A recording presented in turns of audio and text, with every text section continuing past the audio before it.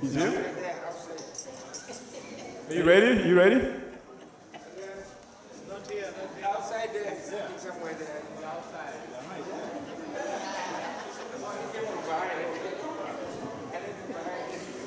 So please, put your hands together for Mr. Younger.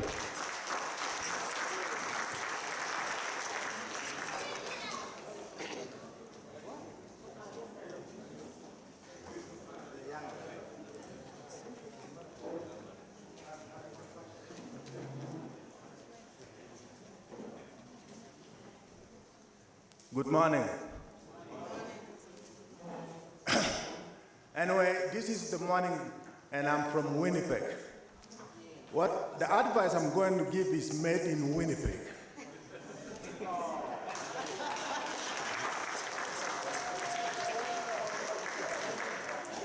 Can I see how many Winnipeggers are here so that I can greet them special? Oh, they're still sleeping.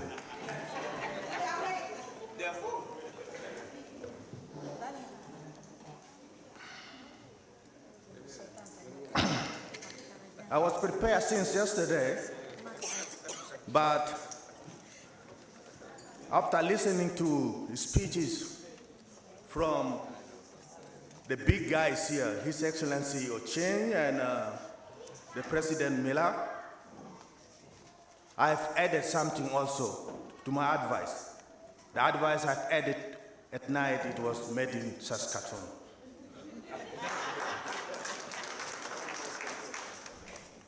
Before I go into it, I would like the advisors, the organizers, if you are calling our elders, please add some suffix as a sign of respect, like Yaba or Uncle, those kind of things, so they can show you respect.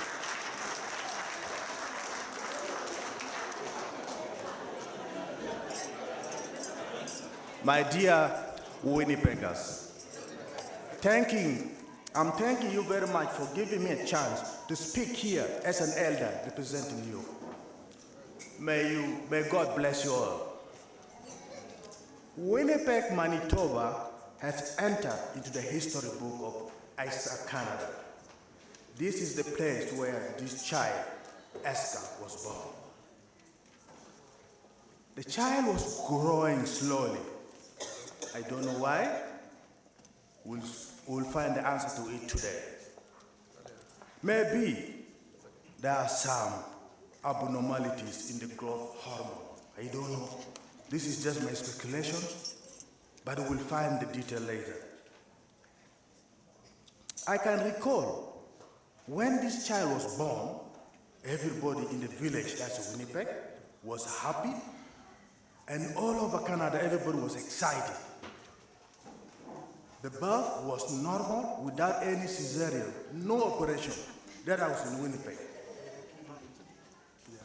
In her first year, when the parents start getting separation, and the uncles and the aunties have left the home, problems start engulfing, and the child health started to deteriorate to the extent that she needed medical care. Now, to rescue this child from this dying, we need some doctors and nurses around. We also need parents to adopt this child. Otherwise, family and service will take this child away. So let's be careful.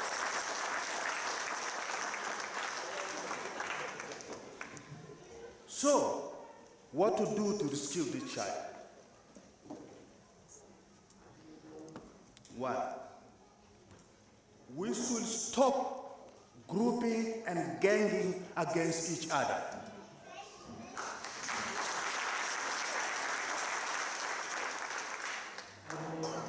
We should stop using this child as a means to gain some financial opportunity. We should stop this child being used as a political party. Stop using this child as a means for friends or relatives to gain money.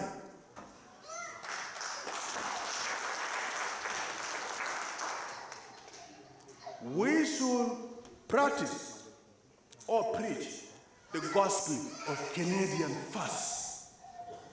In another word, anything concerning this child, Canadian Equatorians must benefit first before others. Brothers and sisters, if there is any concern about Essca or the redirection where this organization is heading to, please let us solve it in a brotherly manner.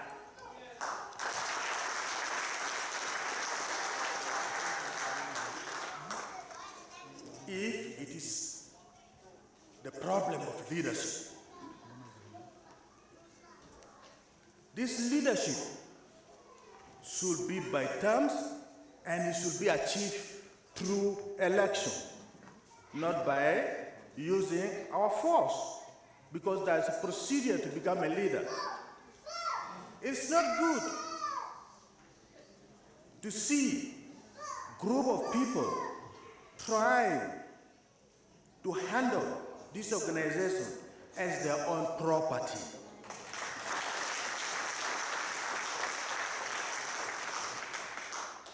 This organization belongs to Equatorians, and we, the General Assembly, have the sole role. We know who is the leader and who is not a leader, and we know to control it, and we have the right to take this leader out or to put another leader on. It's the General Assembly.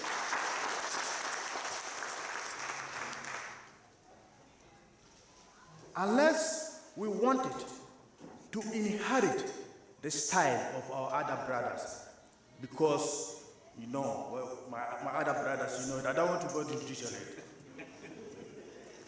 We in Equatoria, we don't have that disease. Where are those bench or deep disease coming from? We in Equatoria, we don't have that. No one should think this organization is for a specific tribe, and hence the leadership should come from them. Elections is the one who can determine who is the leader.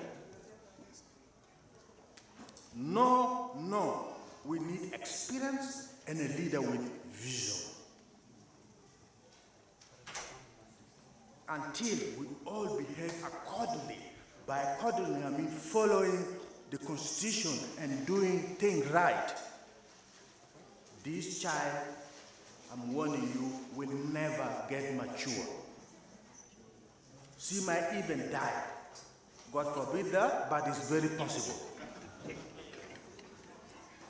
Ladies and gentlemen, I'm the leader who stick to 5-minute time because I know it's 5 yesterday, and I keep that, and I'm gonna put it 5. Then I will go and close it here. I say, thank you for listening to my advices, and I hope we will learn something from it. Thank you very much.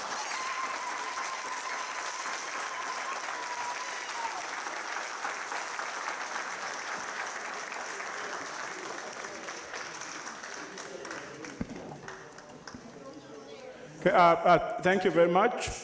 I really want to thank you for taking 5 minutes. Now, before I carry on, though, I just want to make a few announcements. First, I should have said this earlier. Yesterday, we had a lot of people who were, trying to charge their phone, but there are no outlets. And we have one at the back, like right beside the coffee there. If your phone is going down, just help yourself out there. You really don't need to come up front here like you guys were doing yesterday.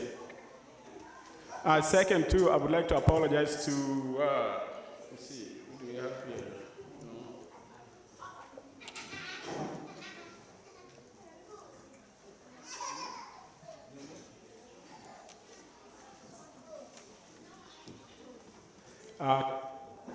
To Henry, let you call it, because I know he was scheduled to be here.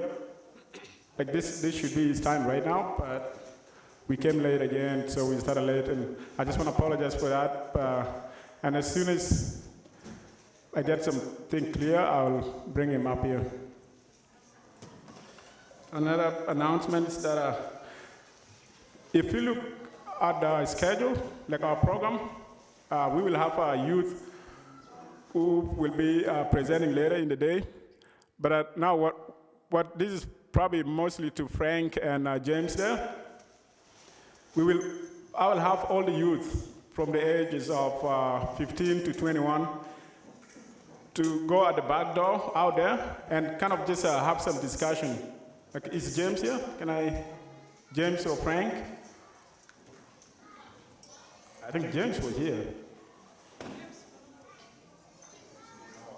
He's not here. Okay, I guess I'll have to talk to him privately later. Yeah, we'll have the youth first to kind of sit down out there and talk for themselves, and we'll get James and Frank to come and let us know, tell us what they talk of. We'll have a reception dinner today. I believe it's 6 to 6:30. Now, when you get through that door, you are given a card. Now, that's the card we're going to be needing when you're coming back at 6 o'clock. At the back of that card, there is an address for our barbecue tomorrow. It should be at 8 o'clock, 8:30 tomorrow, 8:30 to 3:30 tomorrow. So it's just a quick barbecue. It's a thank you from Saskatoon.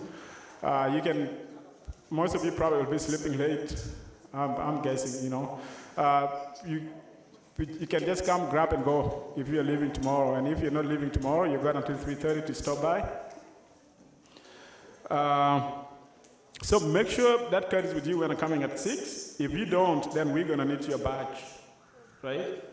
The reason why we made that card is because I don't think so you need this party. You might swing it around, hit somebody in the eye, and choke somebody. We don't want that later. And again, our program is live. If you know family members, friends that couldn't make it to Saskatoon, just text them. I believe it's escacanada.ca, and they can watch it live.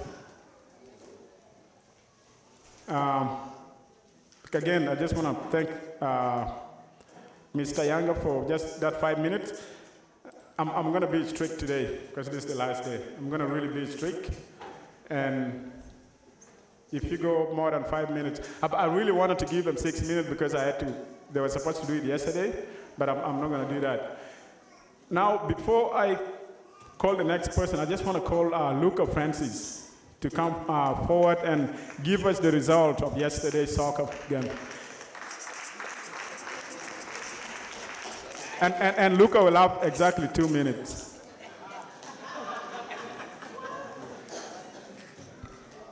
Equatorial Hadid. Are you not Equatorians? Equatorial Hadid. Equatorial Hadid. Together we stand. Together we stand. Amen. My name is Luca Beru Francis.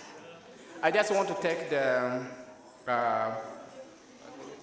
Essca leadership to give me an opportunity to present Essca in sport.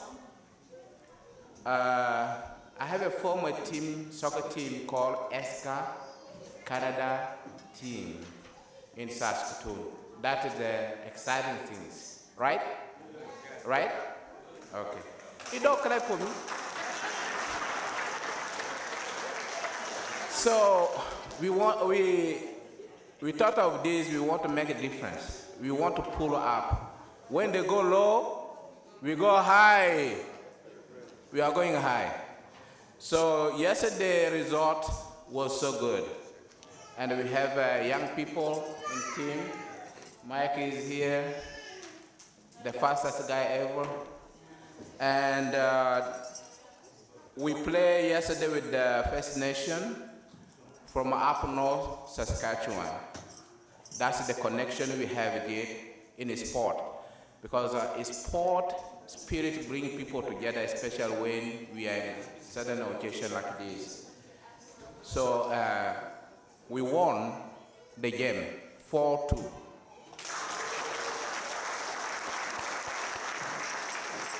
And I'm going to ask each one of you, when you go back from here, please pray for us. We are going to play for Saskatoon World Cup this year. And that is true. We have something called in Saskatoon World Cup. So we got to represent South Sudanese Equatorian team in the World Cup in Saskatoon. We got to win it. It's not we are not going to win it, we got to win it. You have to put us in the prayer, you people, I know you. Some of you looking with the eyes of Regina, eyes of Calgary, Winnipeg. No. You got to pray for us. God bless you all. Thank you, Mr. Luke. Now I'm going to call one of our elders from Calgary to come and give us the word of encouragement and advice. And that's going to be Mr. Arcangelo Ewing from Calgary. Arcangelo.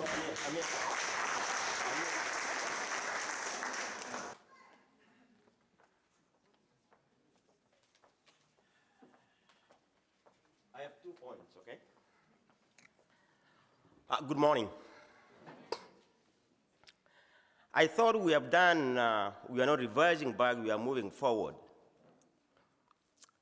Now, I just have 2 points that I've got to present this morning as a piece of advice to all of us.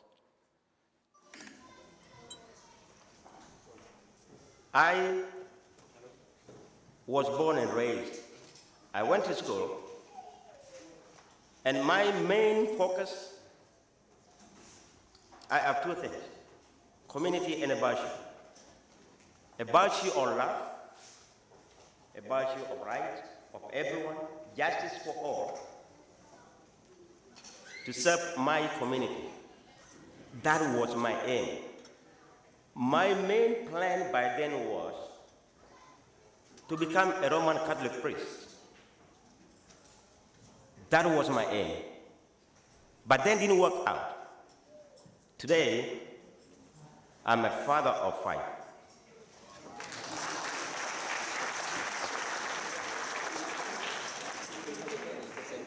I didn't make it through to the priesthood, okay?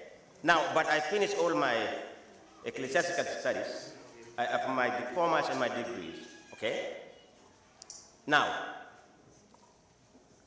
what I do in my family, my wife is here, okay? Or do you want to see her? Yeah. She's right there. Flora, get up.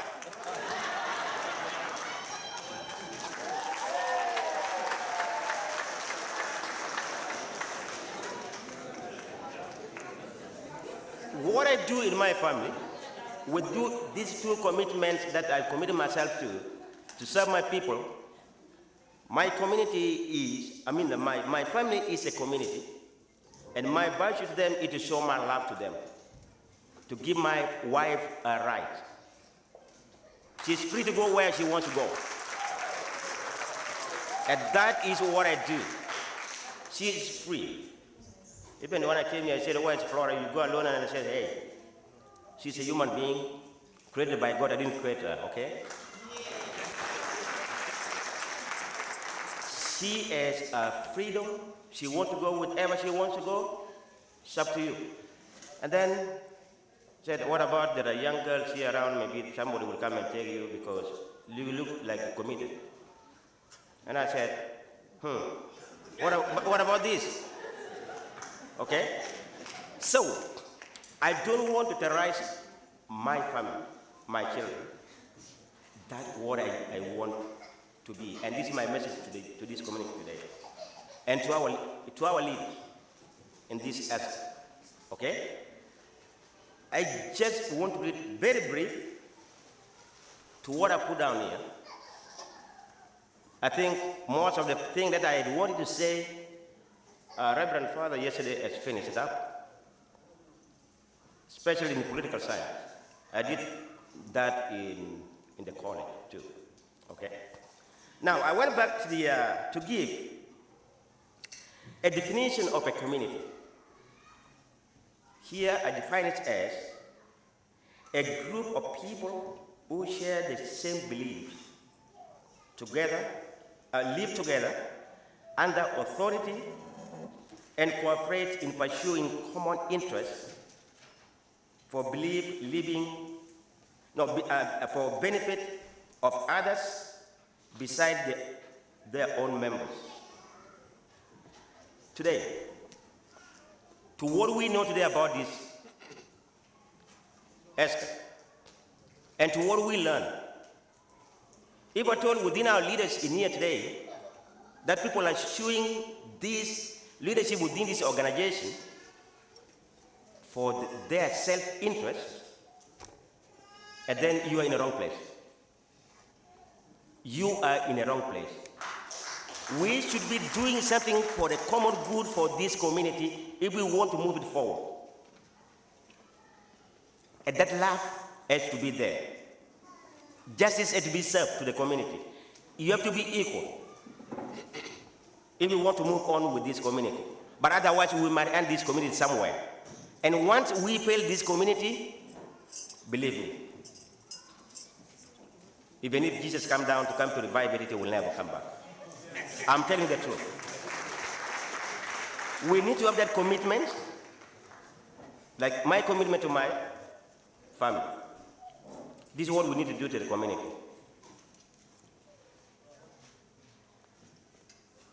The degree of a common belief, living, and activities determine the intensity of the community, its distinctive identity as a human society.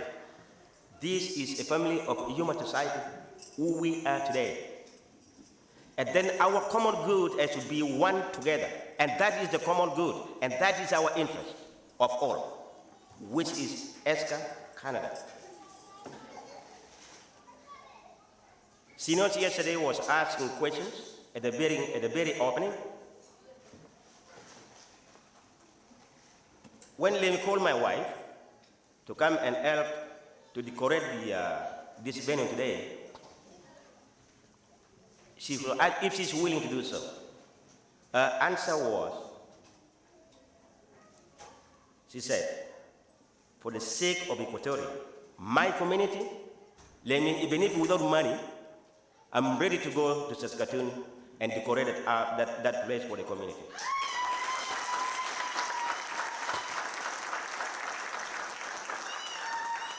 Look, I work entire my life in Canada, in Calgary, with the community. Jambo is here. I've been traveling forth and on in Edmonton to set up Equatorial. Tondo, I think, is not here. Is here? We work together by then because of this community. I told people in Calgary one day when we had the election that if we want to celebrate a die-hard man for the Equatorian, it's Jambo. Forget the IG, forget IO. We are Equatorian as one people, period.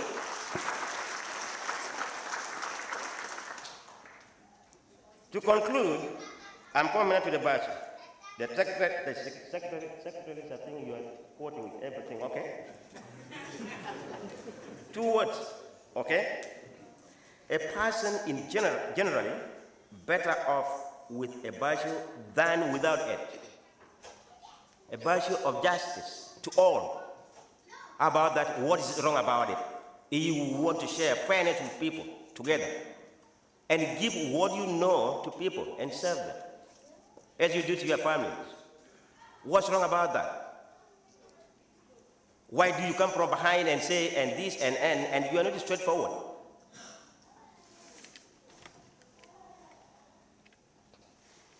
Although some virtues such as justice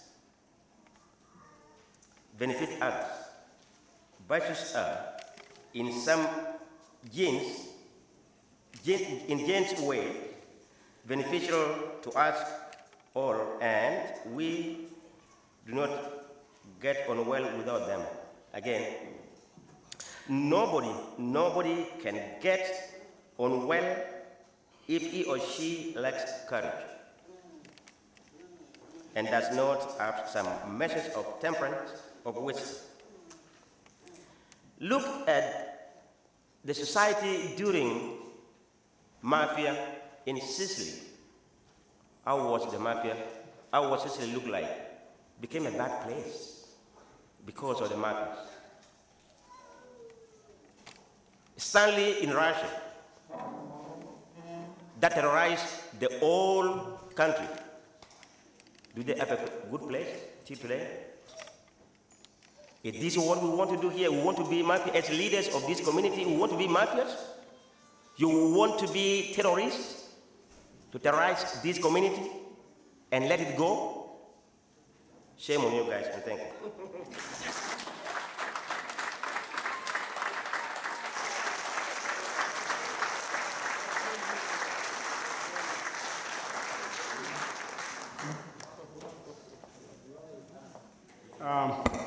Thank you very much. You know, you really made me laugh because when you're talking about giving freedom to your wife, Jumbo wife, just look at Jumbo, and I was like, you know, I was like, that mean a lot, you know. That's gonna say a lot, but no, you don't.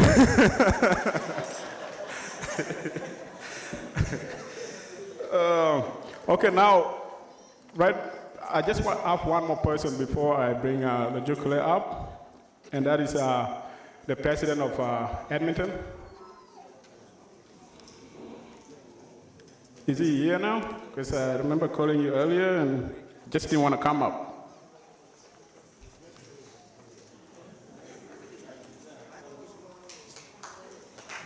James Laco. Is he here? Yeah. Please put your hands together.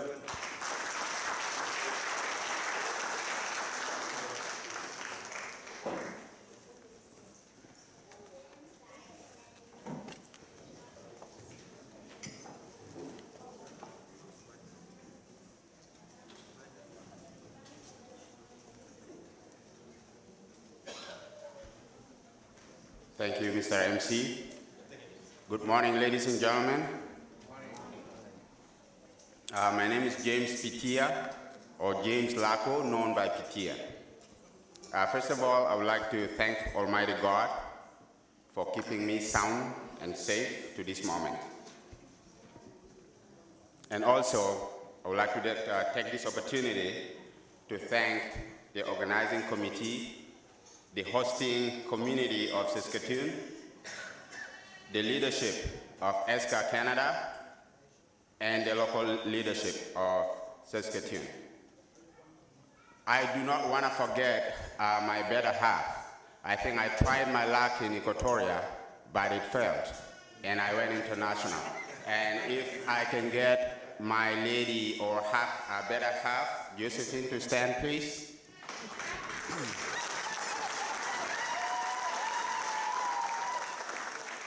So if you wonder, I was married to an Equatorian, but it did not work out. And sometimes you don't want to force things. You let it be. So if you see me with someone else, don't be surprised. That is Josephine, and hopefully she will be the... Yeah, you fill the blanks.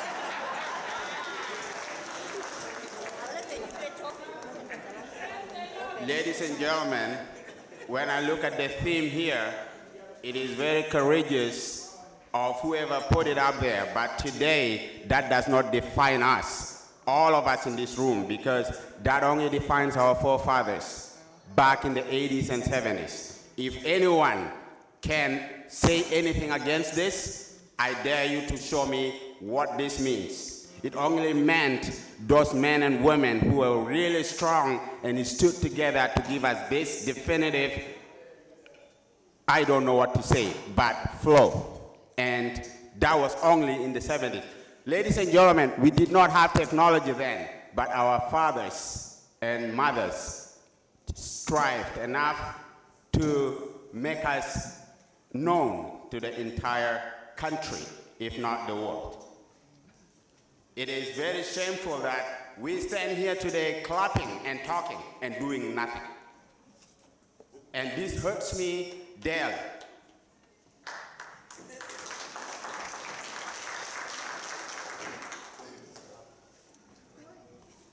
One thing I want to mention today is that let us take all the advices that have been given and really sit down and work them out, put them into action, because it can be done. I am not calling out anybody to say that X and Y are wrong, but all of us are, because we are the members of this community. I just wanted to maybe go to a little bit of a story that personally happened to me in Edmonton. And this story goes in 2015. There is a local event called Edmonton Heritage Festival. It is annually celebrated, and it brings up to 400,000 or 500,000 people from across the world. People come to Edmonton to attend that program. When the inception of Essca happened, I was not able to go because I was tasked to carry that event. And in the process, and listen carefully, in the process, this is what happened. It was a community event, but it was left for one person. That was myself. I have to take about a week off work and work hard to make that event take place. And I wonder if we are a community and only a few work, what is the fruits of our hard work going to be like? It is only going to be a minimal results than a big one, because if everybody pitched in, it would have been a different story. And to the leaders and elders of any community, big or small, you have a role to play, and you can help immensely and make a little thing grow bigger. And we can do this in Essca. I'm not going to say that everything is flawless, but the little that we can do is for sure going to build, and we are going to progress. And we need to be able to look back and say, oh, we have come a long way. We don't need to go in circles. And if something needs to be said, it should not be personal. It should be addressing an issue that is there. Going back to my story, our tent was South Sudan, and across was Sudan. Over at Sudan side, there was over 30 men and women. But on my side, there's only one, me. Now guess what? Two men walked across and said, brother, how are things going? I said, oh, things are going well. and I was hurt then. And to be honest, guys, from that day on to this day, I kind of like crumbles, because I thought a community should be a community. And if you all go and define community, it is a group of people coming together for a common good, or for one goal. But that was not the expectations that I had. I got what I had, and it was painful. So now this man said, didn't we tell you guys not to secede and be with us? You would have been with us here. But look, you're just by yourself. And you picture yourself in that picture and tell me, how would you feel as a person? To the young men who are in this room and young women, there are things that happen in the community, and sometimes they are not good, sometimes they are good. Take only the good things and add your own and make it better. Ladies and gentlemen, we have a long way to go, and we have a lot of work to do. For us to go forward, we need to be able to isolate personal issues when we are in a community setting. And we should be able to discern, is this the right forum or setting to bring about destructive things that does not build a community? And if so, I can have a disagreement with anybody, but when I am doing a community work, I should forget about that and just become a part of the group and go forward and do what needs to be done for the community. It is not for me, it's not for you, it's for the kids and the generation to come.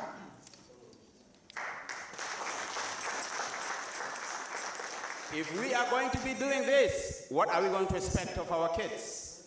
We do not want to live in a life of hypocrisy. I say one thing, and when I step out there, I do a different one. Ladies and gentlemen, let this be a lesson that we learn and make this community like it was in the beginning and maybe better. Thank you.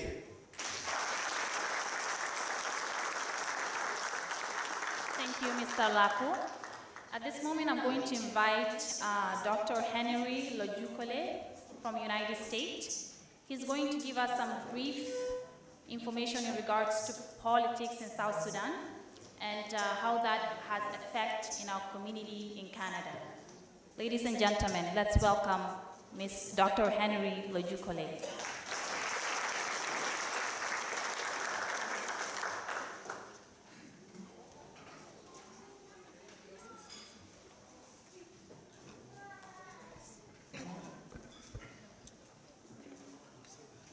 Hello, Essca, Canada. It's so good to see everybody here. My very good brothers of the great nation of Canada. Everybody's looking good today and sharp. I think we've had good sleep last night. And I think we're gonna have a good day.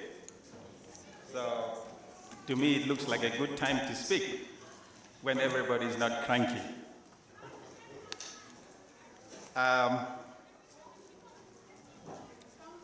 As we have my system set up here, I just want to say a few words of appreciation to the leadership of Essca Canada. From the inaugural conference 2 years ago in Winnipeg to Saskatoon, I want to believe that Canada, or Essca Canada, has come a long way.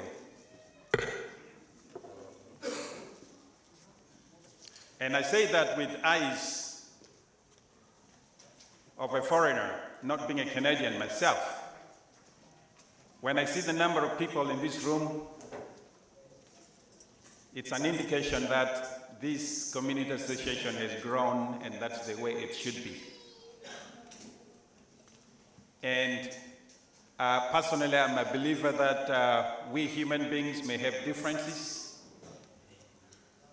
but there's no differences that cannot be fixed. So whatever you have had here are issues that we can resolve. And probably they're already resolved by all the words that we've been hearing coming from all the speakers. It's been a great conference, good speakers, a lot of words of wisdom from since yesterday and this morning. And I think as human beings, we are people that are able to learn, and this is our opportunity to learn, and we should have learned a lot by now in the many hours that we've been spending here from yesterday.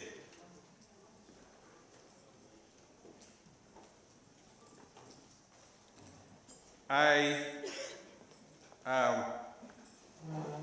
is going to go into my presentation now. I want to thank the leaders of Essca Canada for inviting me to come and speak in this conference.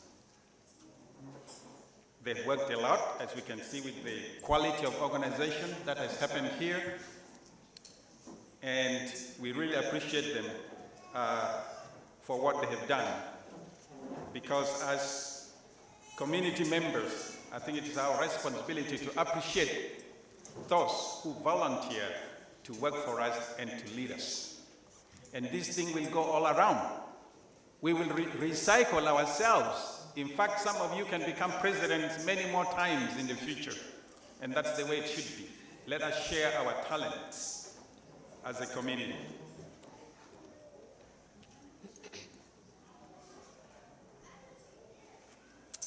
Just give me a moment here to set up things, and we will be getting started shortly, if we have not been started already.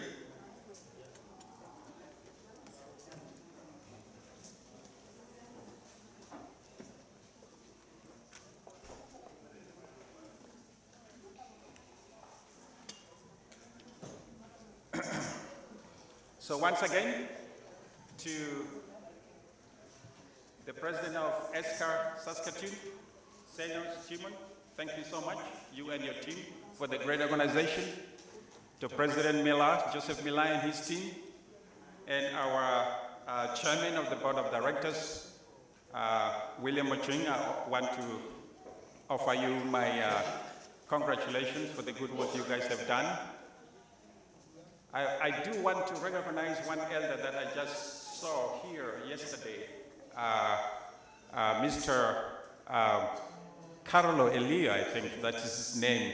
I used to know him in Juba, and I understand he's visiting, he's here in Winnipeg. Let us recognize him if he's here this morning.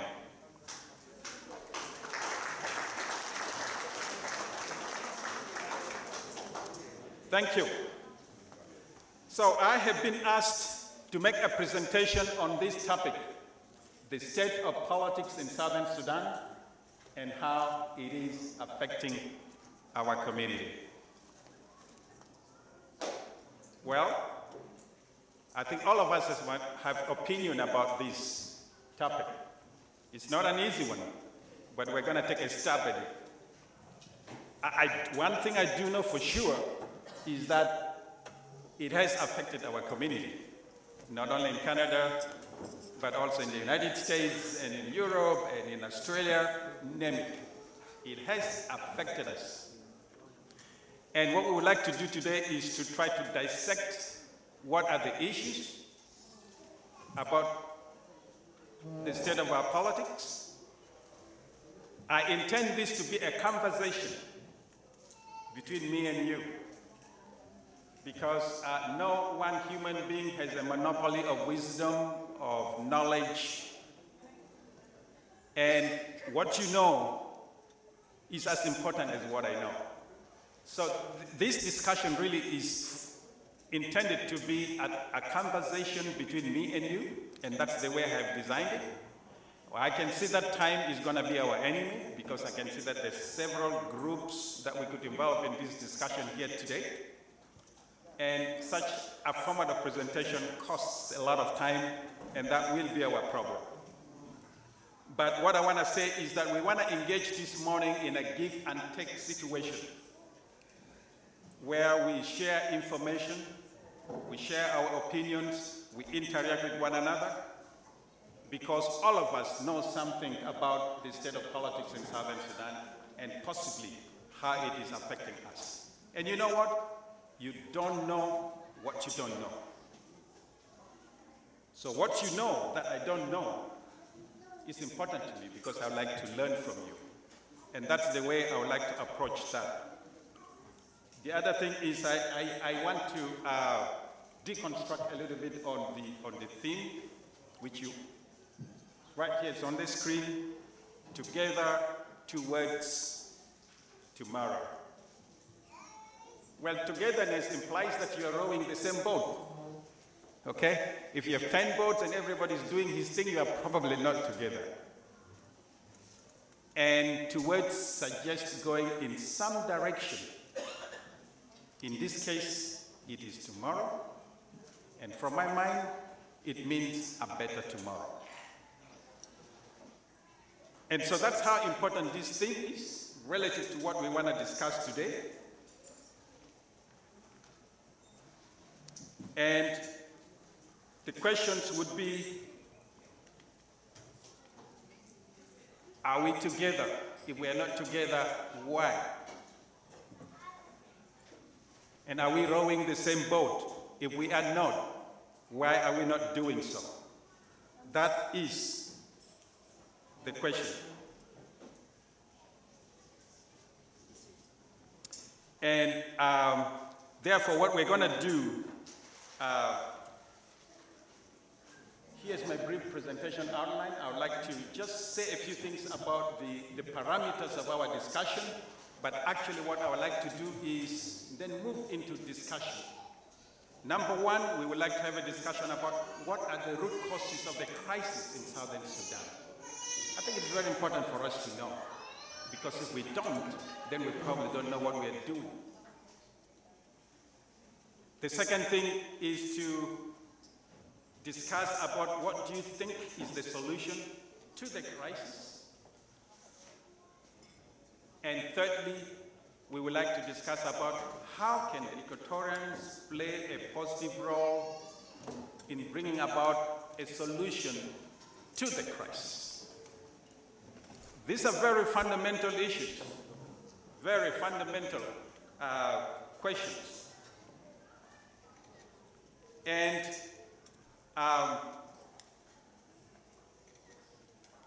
as I said, time may be our enemy here, because very soon we're going to get into groups and start discussing. And the way I have envisaged it is that we would discuss topic number 1, and then we will come back and I listen to what you have come up with, and I tell you what I think. And it's up to anybody to take whatever they want to take from that conversation. But I don't know if things are going to be able to work that way. But let me say this by way of introduction, okay? Let me ask you a question. If this house catches fire, what do you guys do in Canada? 911, same as in the US, right? It's the same. We call 911. All of us will get into a reactive mode where we want to fight the fire. That's point number 1. We'll be looking for buckets and fire extinguishers. We want to fight the fire, and we will call in the 911, right? That is the human instinct, all right? So,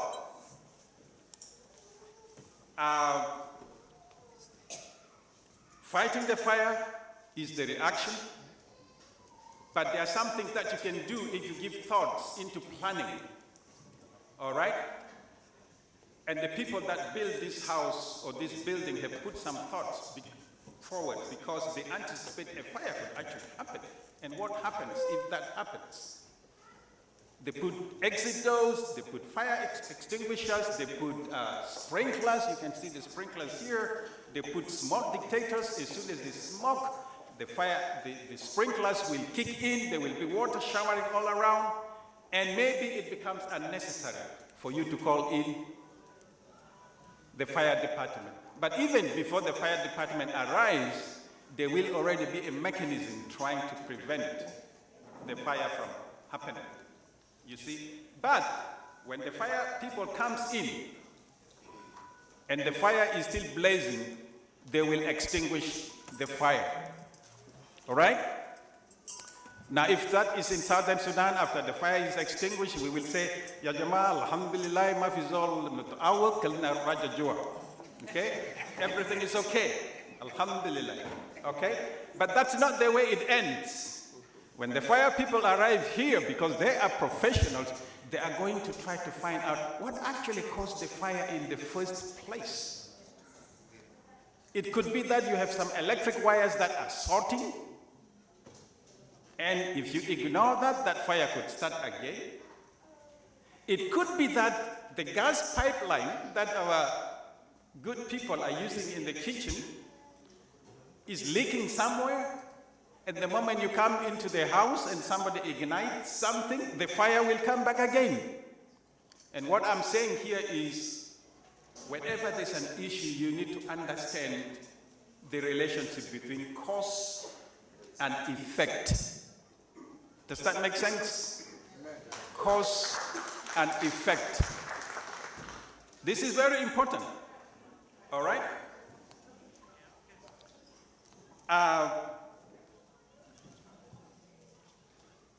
Because if you don't bother about understanding the cause, what you are doing may not actually be solving the problem. Okay? You are just reacting, just like you want to put out the fire, but once the fire is done, you forget that it could have been the pipeline that needs to be fixed, and voila, again you are back into a crisis. So, regarding the issues of Southern Sudan, it is very important that we understand the cause and the effect of the crisis in Southern Sudan, because that helps us to shape the best way to resolve the crisis. If you don't know the relationship between these two, then we are in problem. All right? The other thing that I want to point out is the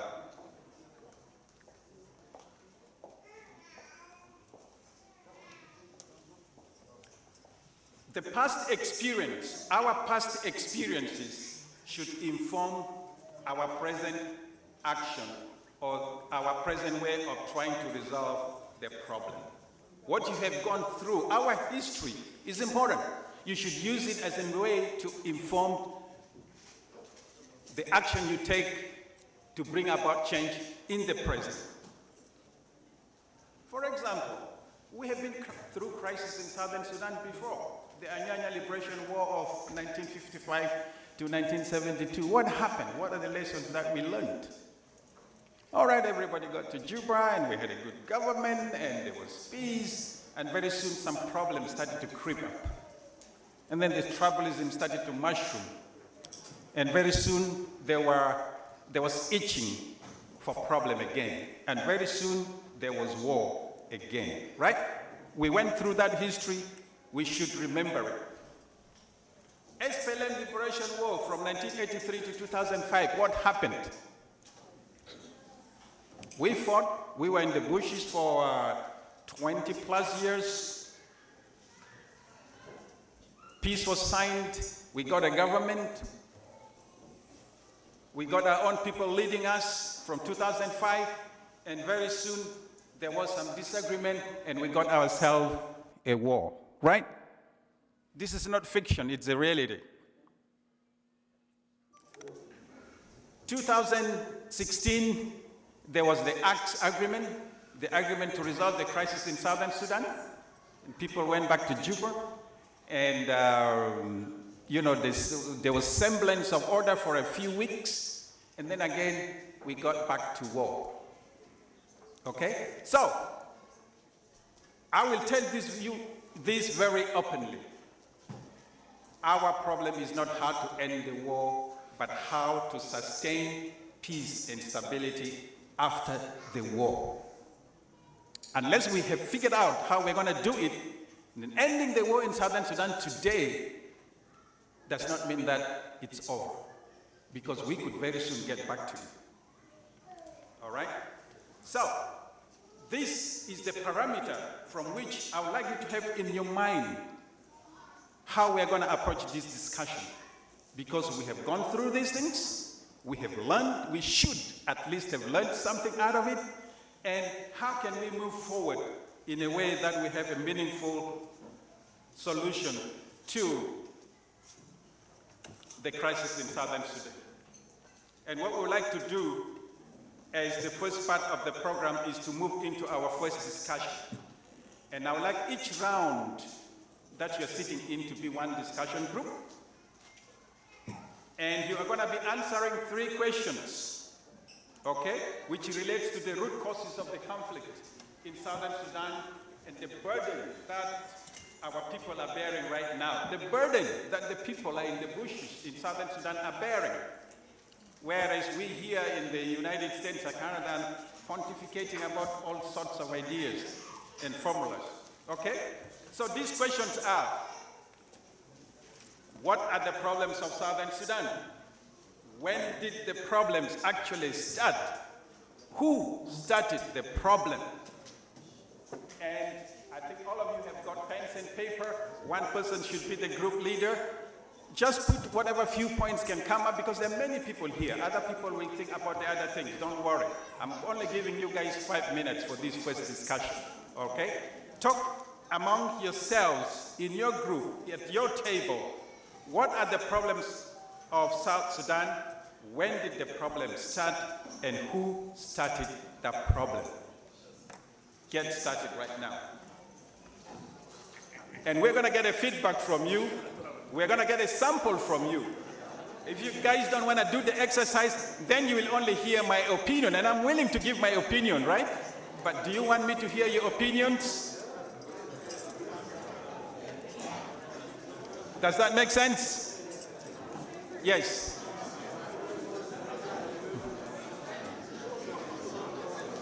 Yeah.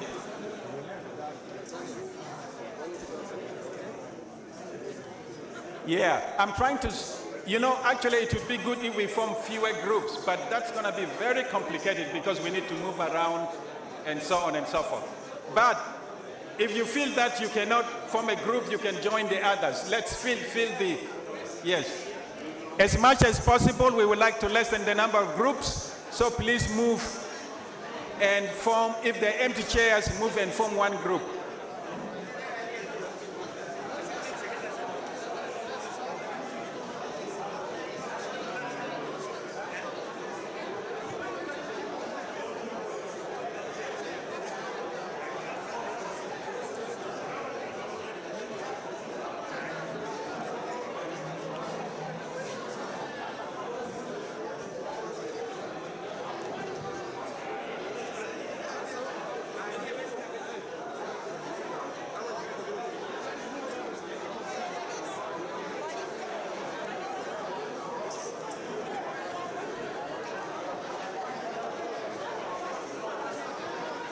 I'm giving you 5 minutes for this first discussion because we really don't have a lot of time. Because the whole thing is given 60 minutes, so.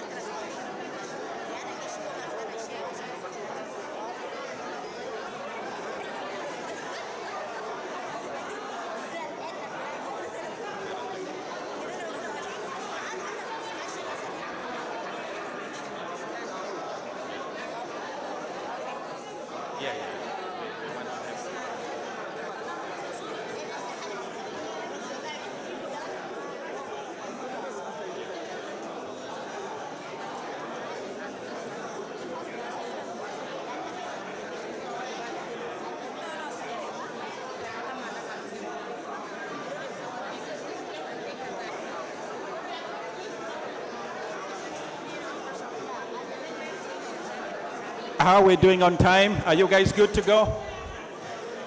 You have a question? 2 minutes? Yes, all right, 2 minutes for you to finish this first exercise.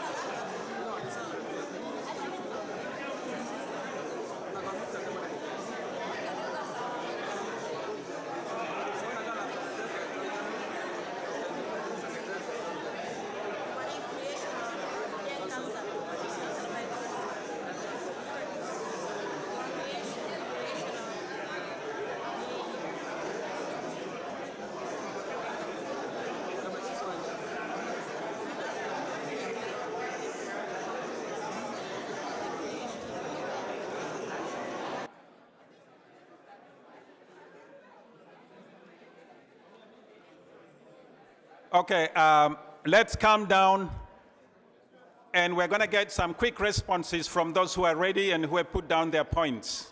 Okay? You're ready? Okay. Somebody's bringing the mic to you. If your group is ready and you want to give information on what you have decided in your group, raise up your hand and somebody bring the wireless mic to you.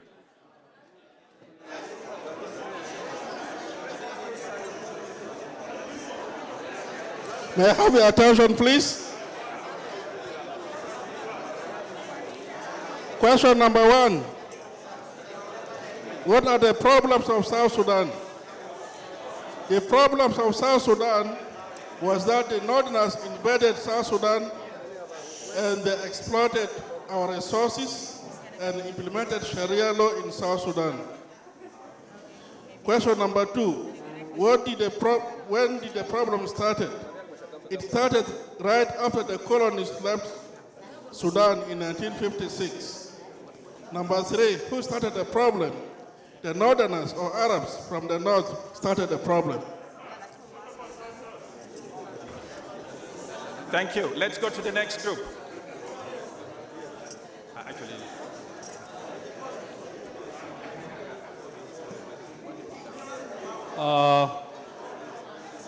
This is our group here. We came up with some answers. What are the problems? We have tribalism, we have poverty, we have mismanagement, and that South Sudan is a new country. Being a new country is a problem by itself. Number 2, when did the problem started? The problem started right away during the transformation of transitional government, whereby encompasses the foundation, very tribalistic foundation, and we have inherited it. The third question, who studied the problem? All of us, we have studied the problem.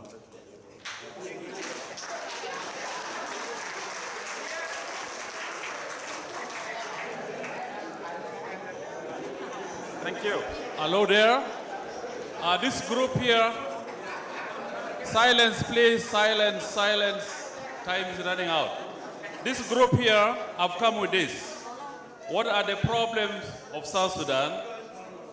They say it is tribalism and the issue of leadership. The second one is, when did it start? They said in December 2013. That's the South Sudan problem. And then they say who started it? It's the SPLM party, because the issue of leadership, and also there is no respect of the constitution. That's the group's contribution. Thank you.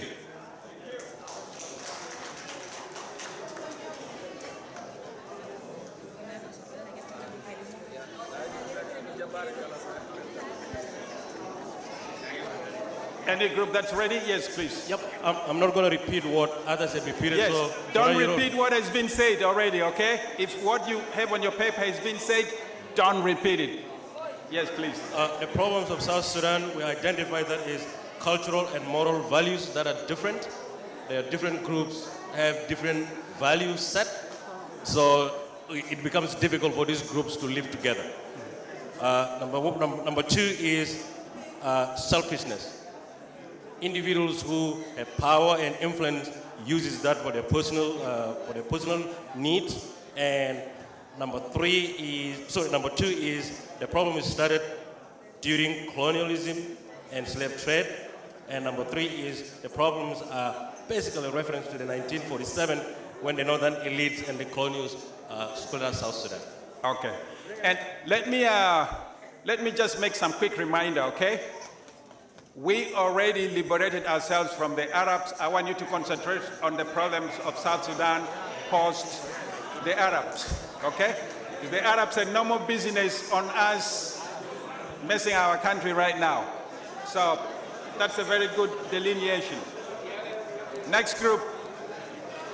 And if I would like the guy with the mic to collect the papers that you put your notes on, please. Give it to the guy with the mic. Hello, this is Tamara Sokedeta Konasuma. Be quiet, please.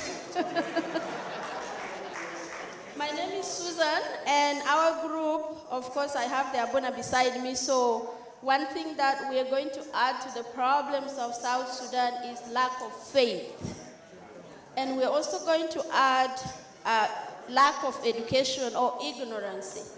And not Junubin or South Sudanese, we tend to follow our people blindly just because we didn't have the opportunity to learn or to be educated of what our issues are.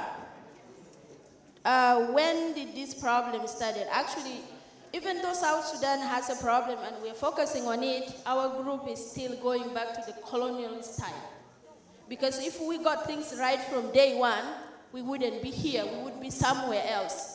That doesn't exclude us in this room or the current South Sudanese per se or the Equatorians. But that was where the problem started. Thank you. Okay, thank you. Who caused the problems? Again, us. It's already been said, but we also include the colonialists, we include the Arabs, and we include our elders. If you're an elder in this room, you're a key part of the problem, and you are still part of the problem right now. Because you go behind doors and you tell us how things were run in the past, and you still want us to follow, and we still respect you, even though you don't care about the young ones. Okay. Thank you. Thank you. We're going to sample 3 more groups, okay? Because we have a lot of groups. The rest, hand your papers, and we will try to compile your viewpoints, okay? We're trying to race with time here, and I think time is going to be a problem, so we will sample 3 more groups. Okay, thank you. I think I will call our group the Truth Group. The Truth Group. With regards to the problem of South Sudan, they say it is selfishness. Selfishness from the side of the leadership. And then they say it is tribalism. لأن شنو يا جماعة في قال الدين قبائل يا بدا مشاكل ده يعني that's why I call it truth group قال يعني دينكا ونوير هم يا شنو بدا مشكلة ده. And then the main thing هم عايزين شنو سلطة, they want leadership. And then they say because of this struggle, because there is lack of rule of law and freedom of expression and all this stuff. When did the problem started? The problem started in 1967 when the Anyanya one was still one. And then because of this struggle on leadership, Mahalismu Bolokobindi, that is when actually the Equatorians and the Dinka started fighting themselves. And Zemahoma Gal Hina, the Dinka actually wanted to wrestle the leadership of Anyanya one. Mushkila Tani Kaman Hasil Biga for 1983, fi Zaman Takokora. And then bigger the real leadership problem yabada for 2013 when the Dinka and the Nuer were now fighting seriously for the leadership of South Sudan. When did the problem started? The question of who started it? The same. Alwa Dinka or Nuer. So just one thing. Fi haja ni ya jamaa. You mentioned that the problem started then. My question now, as David, since we know that those are the problems of South Sudan and these two groups are the problems, my question is now our Essca problem. Who is the problem now for the Essca problem? That's a different one. All right, and thank you. Before the next group goes, please, the MC would like to make an announcement, and I would like to have him make the announcement. Thank you for that. Ladies and gentlemen, again, you talk of us running late, and it's coming to our lunchtime now. 11:30 it's lunch, which is in about 5 minutes. Yesterday, I really made the biggest mistake by sending you guys just the way you wanted, so today I changed the game a little. The good ladies at the back there will come pick a table, right? They will come pick a table and take you to the back. You get your food, you come back to the table while this discussion is going on. Now, for those with kids, before you leave your table, if your kid is out or beside you, just make sure you go with your kid. Okay? If your table is picked, make sure you go with your kid, get your food, come back, and we're just going to carry on that way. Now, the good news for the front table is that you will be first to go. And then the back one will be the last one to go. My apologies. Second, the back door there where the kids are playing, our parents, I remember saying this yesterday, could you please just make sure you monitor your kids, right? Because yesterday they made a big mess back there, and some of these good Samaritans had to clean it up, right? So just please watch and maintain that back there very clean.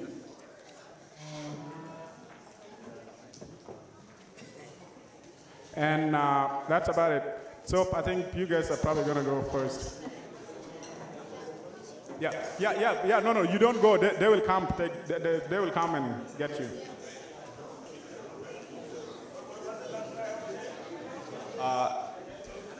I just wanted to make a quick announcement here. No. Remain seated. They will come and get you to go for the land. Okay. I wanted to call for all the city leaders, Daniel Soka, James Pitia, Onismo,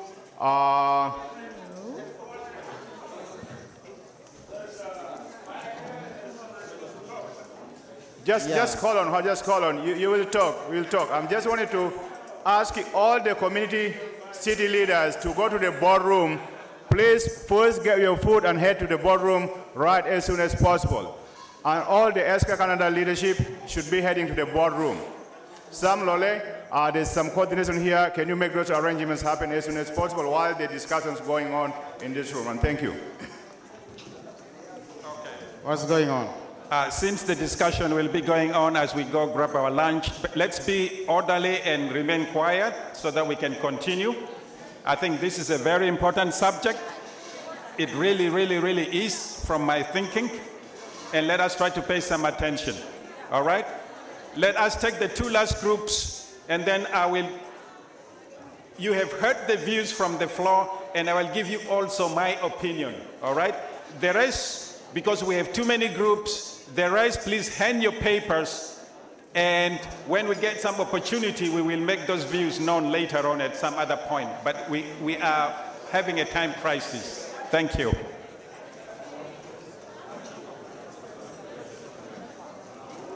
Yes, please. Okay. Go ahead. Yeah, our group.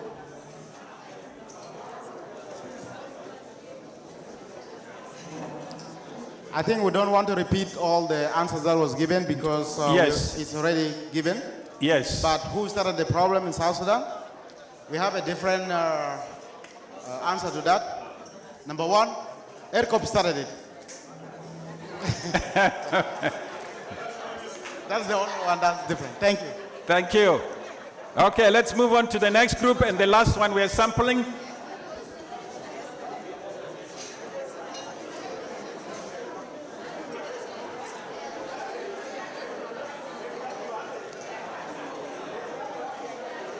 Yes, please.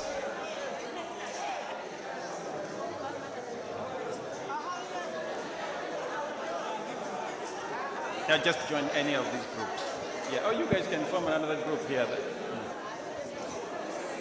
Okay, in my group, you know, some of the answers already have been answered. So, but we just want to add some. We said what are the problems? The problems are lack of education. We all know that the lack of education and experience causes bad leadership. But what I want to say is, it's not what happens in the government, but what happens is people, what we've been through. It brings self-interest, and we forget the people of South Sudan, and that what. And I'm just going to jump to the last point, yes, because the last point is after the independence. Who started? We say after the independence and after the death of John Garang. It brought conflicts to the leaders who are there and self-interest. The creation of Joint Council is the main thing, because Joint Council is looking for the interests of young people and forget about the people of South Sudan.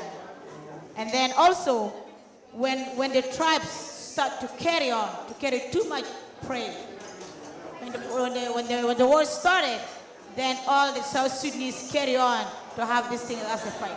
Thank you. Thank you.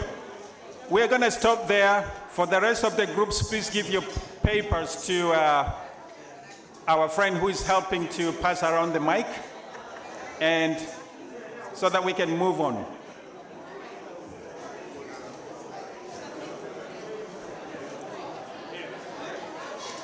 Okay. I'm going to do two things. Number one, I'm going to show a very short video clip. And I want you to listen to some of the conversation changes that relate to Southern Sudan. What in that conversation has changed the narrative? The second thing I'm going to do is I'm going to read to you a very short excerpt from a book that I just read recently. All right? And then I will tell you my views. But up to this point, you have listened to everybody on the floor. Maybe not everybody, but a sample. And you have heard what they think are the problems of South Sudan, and when they think the problem started, and who they think started the problem. And I'm going to play that video clip. Some of you have already seen it, but there are others who have not seen it. What I want you to pay attention is... Okay, we don't have an audio, so just give us a few minutes to get that done.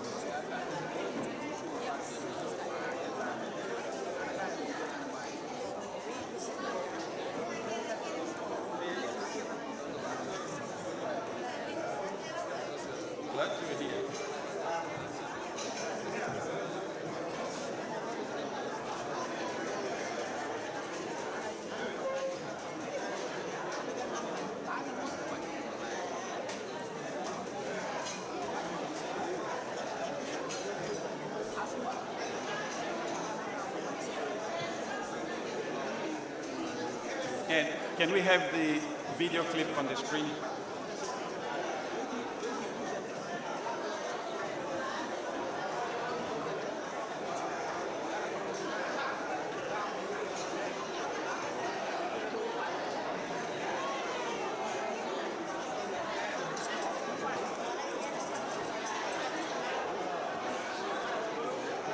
Shall we?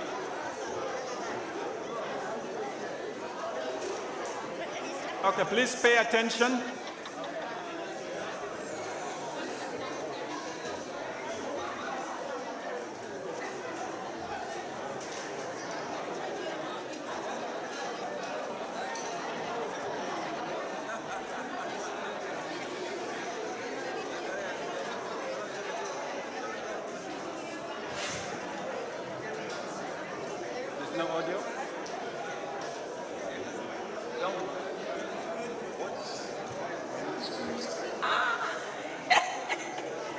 Alawani, we are one. So where are you from? I'm from Edo State, sir. Edo State. How are you? Okay, would you pay attention right now? And I want you to catch some important information in the video clip, please. So pay attention. Daddy, actually, this is the man I want to marry. Young man, what is your name? My name is Kule, sir. Alawani, we are one. So where are you from? I'm from Edo State, sir. Edo State. How are you now, Kunde? The part of Edo where I come from, we actually share the same cultural heritage with the Yorubas, so we are one. We are not one. Yoruba is Yoruba, Edo is Edo, so we are not one. Eh? So what do you do for a living? I'm a blogger, sir. Blogger. He's a blogger. Blogger. Blogger. Blogger. Is that one a job? I actually create online entertainment content, and I also manage apps for comedians. Oh, okay. Is that what you do with your destiny? Eh? Is that how you waste your life? Walking about? Is that how you want to take care of my daughter? Eh? Where is your office? I actually work from home. I really do not need an office. All I need is my laptop. So I just work with my laptop. So I can work anywhere. Ah, Yahoo Yahoo. Hey, Yahoo Yahoo. So you walk about with laptop, walking from one street to another. You don't have a defined job. You are only doctor. Eh? You don't see engineer. You don't see pharmacist. Eh? You don't see responsible personnel to bring to me. It's somebody that is carrying laptop to do blogger for comedians. You are brought to present before your father. Oh, serious? Ah, you, Yahoo, you can't marry my daughter. Daddy, he's the one I want to marry. He does not have a work. That is what I'm saying. How will he take care of you? Go and look for work. Go and apply. Go and have CV. Daddy, he's your son. Your son? You are not my son, no? Ah, you can't be my son. If you see your father, you don't know your father. Ah, leave this place, Daddy. Daddy. Who is your father? Don't repeat that again, no. That's a mistake in your mother here. Don't say that again. I'm not his father. Leave this place, Daddy. Sir, I actually said that I was going to give you 10% of my monthly income. I said leave this. 200,000 naira, sir. 200,000. Son, come home. Ah, you be not here. You are not going anywhere. Whether you are Yoruba, you are Edo, we are all one. We are one Nigeria. As a matter of fact, my son, you will walk well. Amen. You will walk well. Amen. Ah, your body will make way for you. Okay, I hope you were able to follow that video clip.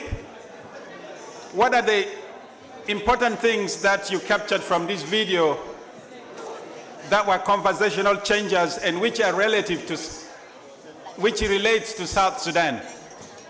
Anybody?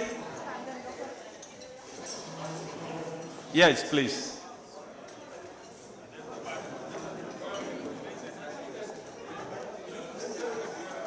Yes.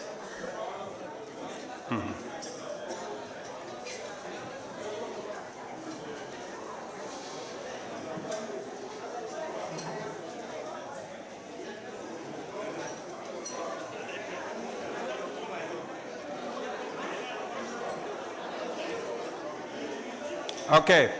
Anybody caught up a different point from the video? Yes. The mic, yes, please.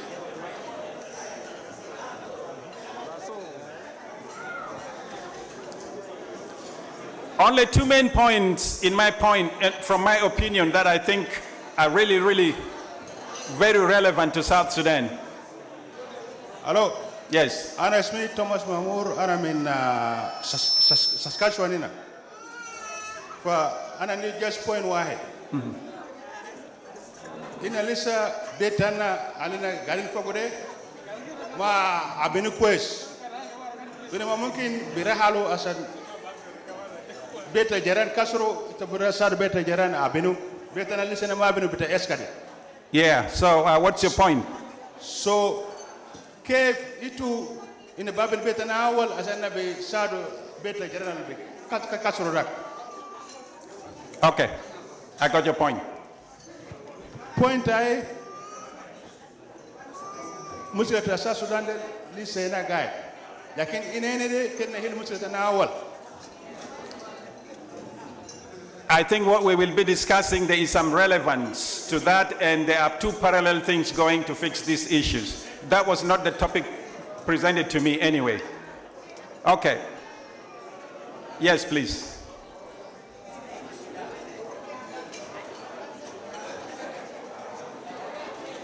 Thank you. My name is Luis Niarsuk.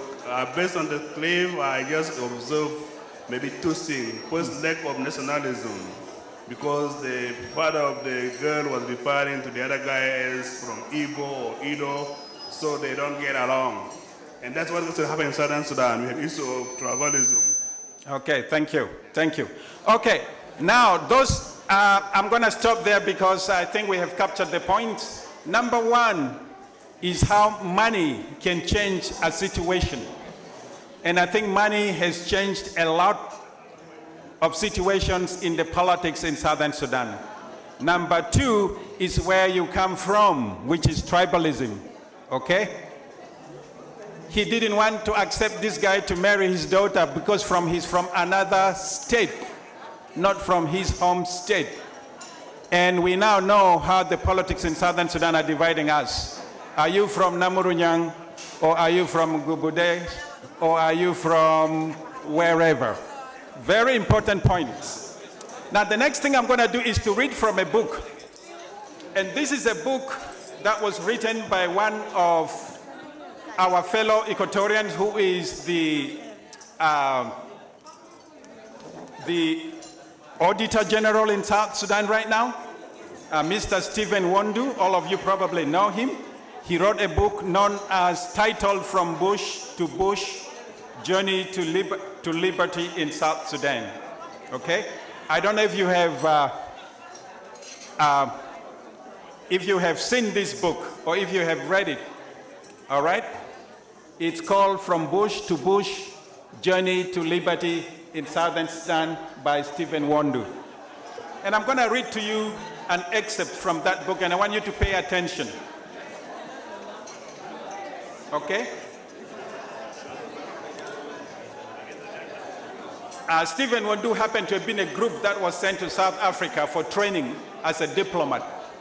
And this is where the excerpt begins.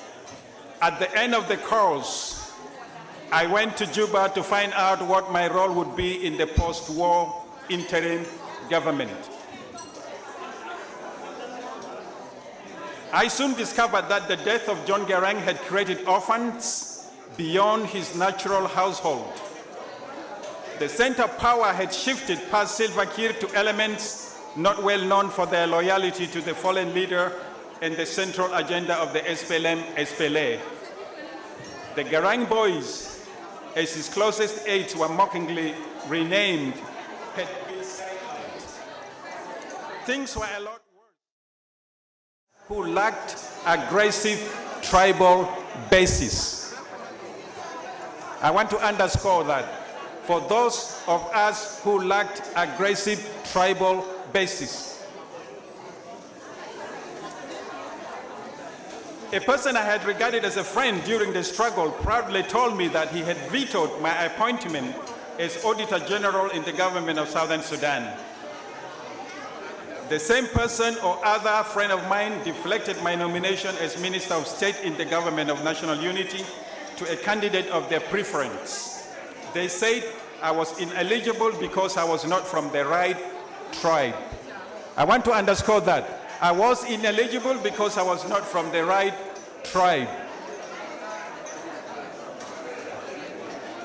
During the war, we were one body, the SPLM-SPLA. After the agreement, Ethnicity became the defining factor in the allocation of public offices. During the struggle, each member of the SPLA was a servant of the motherhood. After the agreement, the motherland was tossed up for grabs, and grabbed it was. Only the future will tell if this ideology will stand the tide of democracy and the challenges of nation building. I hope some of you who are following me. I really hate this arrangement right now because many people are distracted, and I have to express my disappointment to the organizers because in a way it downplays the importance of what we're doing.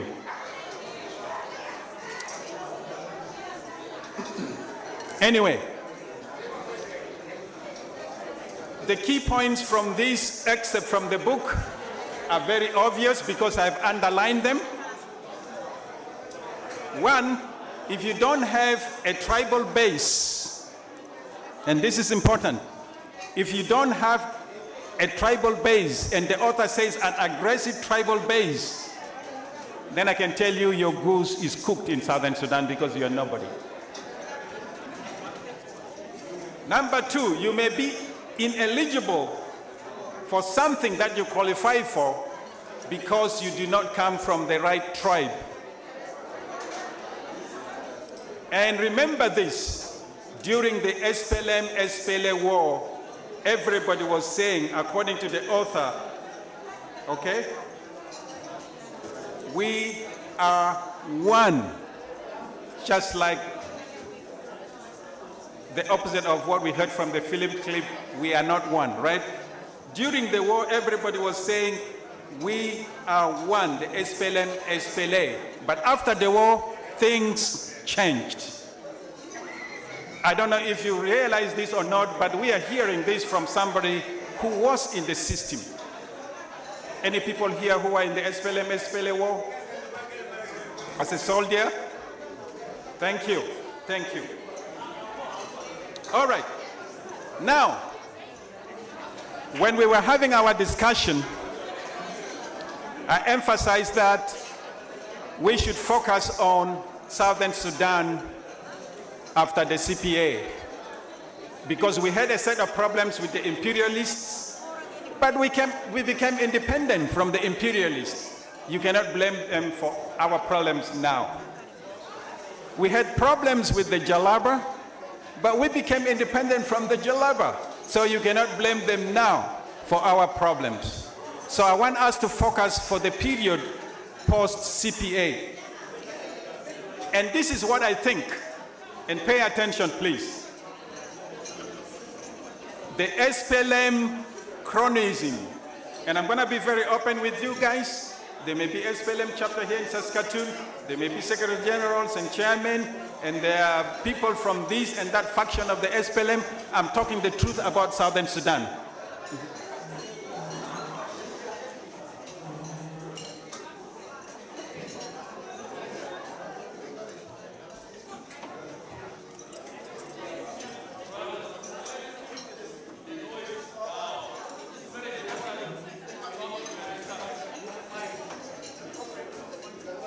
Please, I request that you keep the noise down, please. This is a very important topic we are discussing. Thank you.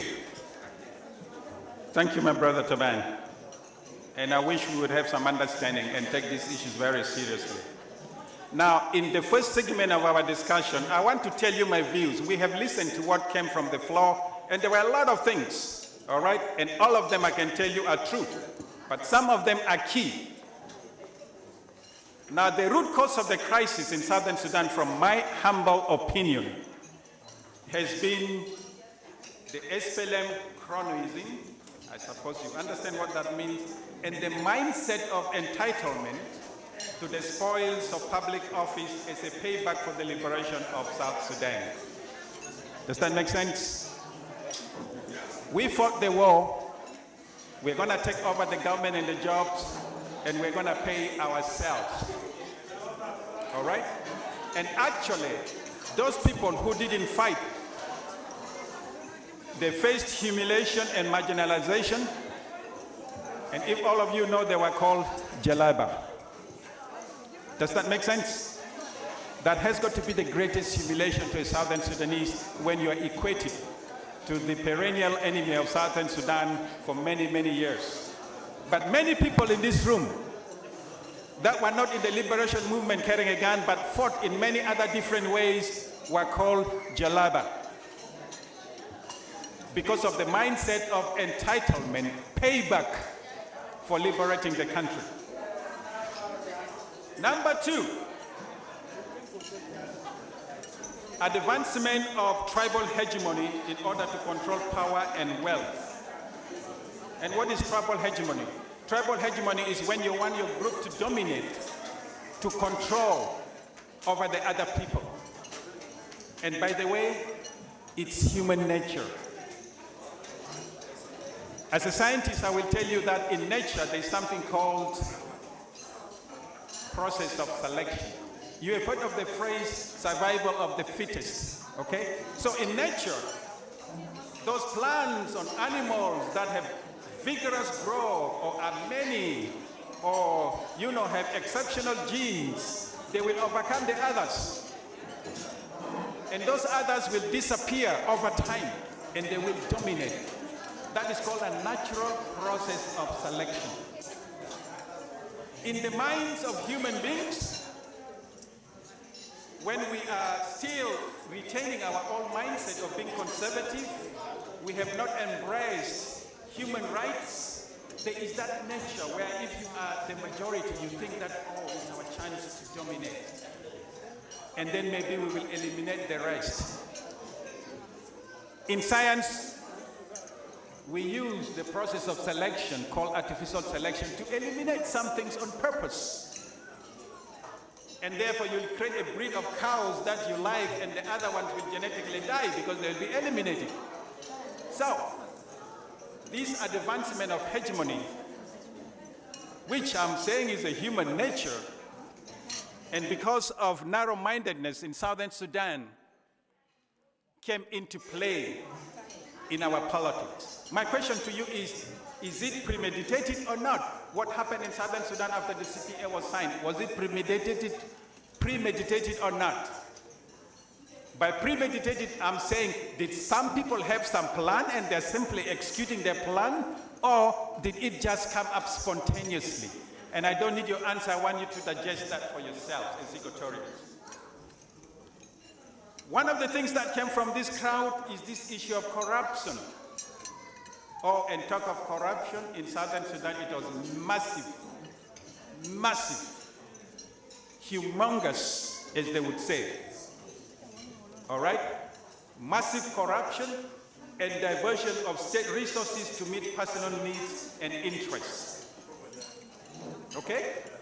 There are many forms of corruption.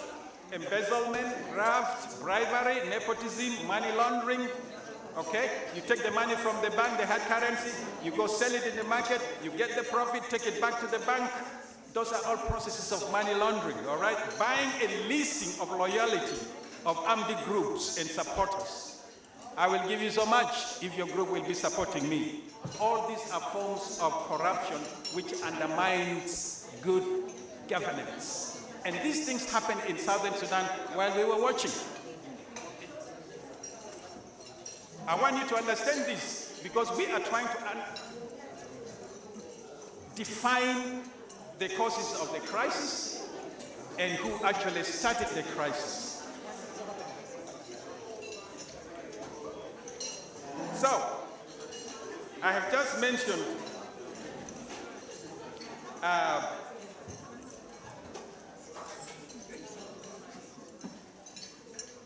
the cronyism, entitlement to public resources as yours.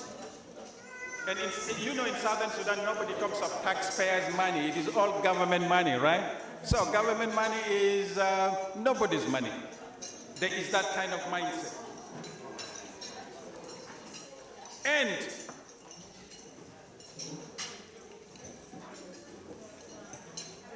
accommodation and tolerance of incompetence.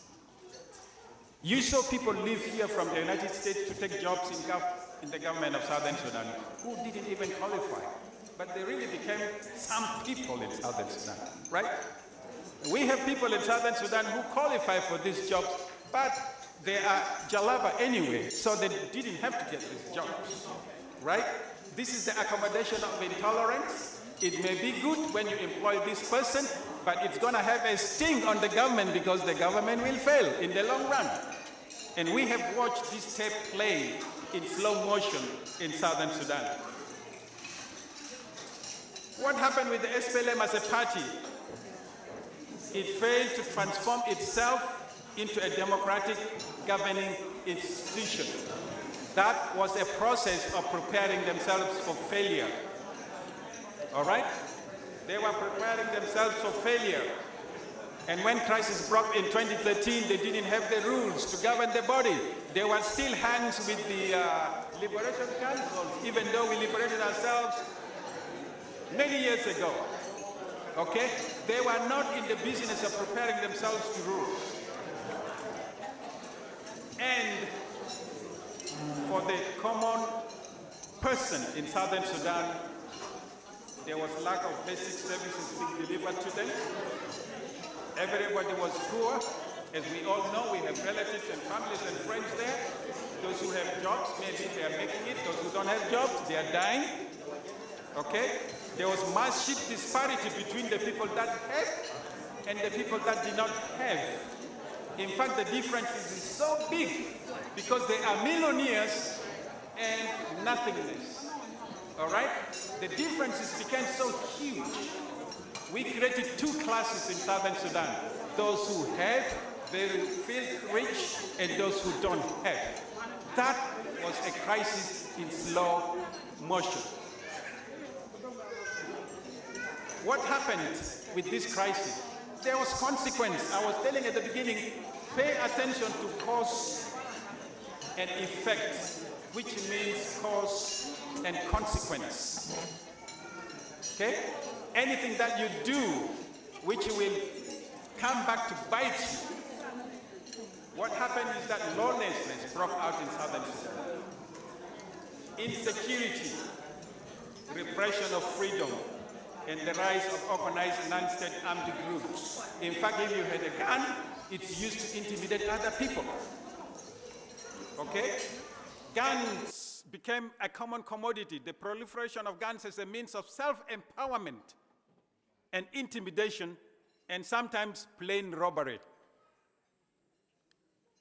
I don't know if you were hearing about these things in Juba. 6 o'clock, you can no longer go out. And some armed people will come, and some of them wearing uniforms, they will knock at your door. So the gun becomes a weapon of intimidation. In fact, some of the conflicts that you saw, somebody going to the bush and forming his own militia and so on and so forth, this is the exploitation of the conflict and violence as a means for bargaining, for political power, for economic power at the expense of the common man. We saw these things play in front of us.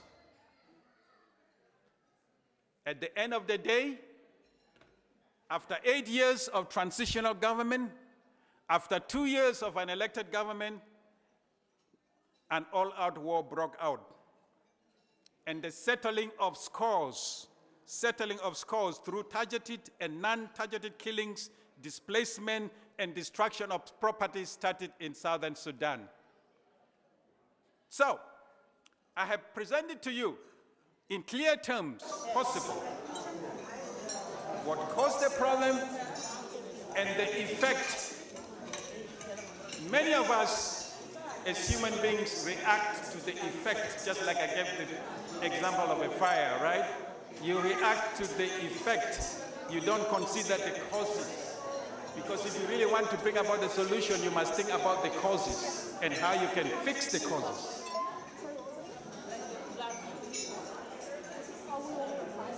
Now, having talked about what I consider to be the fundamental causes of the problem in view of cause and effect, I want us to go into the second discussion. I hope you guys have eaten and now in the mood to discuss again. And if you have not eaten, maybe you're going to have to use one side of your mouth to discuss and the other one to eat. So are we ready for the second part of the discussion? Okay. The second part of our discussion is, what do you see as the hindrance or the problem to achieving sustainable peace and stability in Southern Sudan? Given that we know the causes of the problem, we know the effect it has caused, okay? What do you think is stopping us from being able to bring about sustainable peace and stability? Because that's what we need in Southern Sudan, by the way. If there's no sustainable peace, there will be no development, there will be no prosperity, there's no pursuit of happiness, nothing happens. Okay? So what is stopping us from bringing about sustainable peace and stability in South Sudan?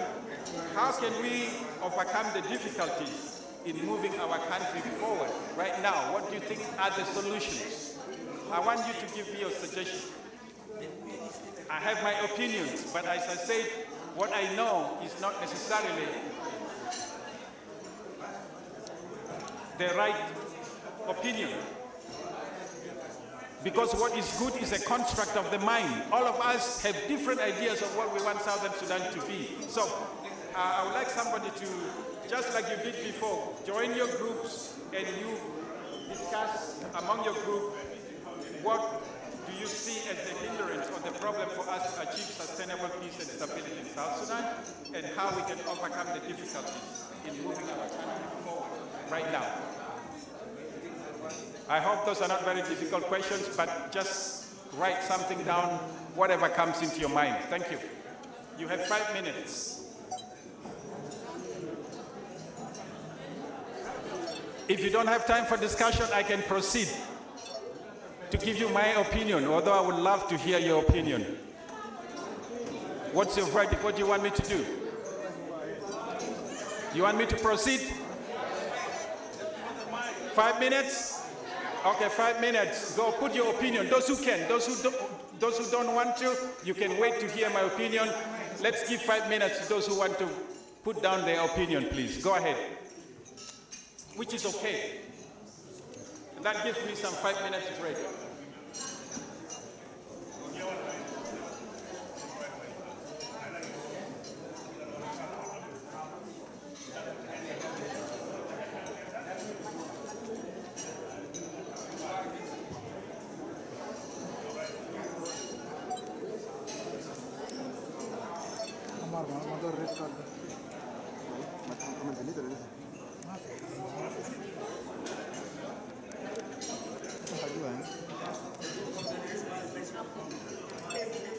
Meantime, those who are eating, please wind down your eating, because we are going to proceed. And there's still 2 more sections.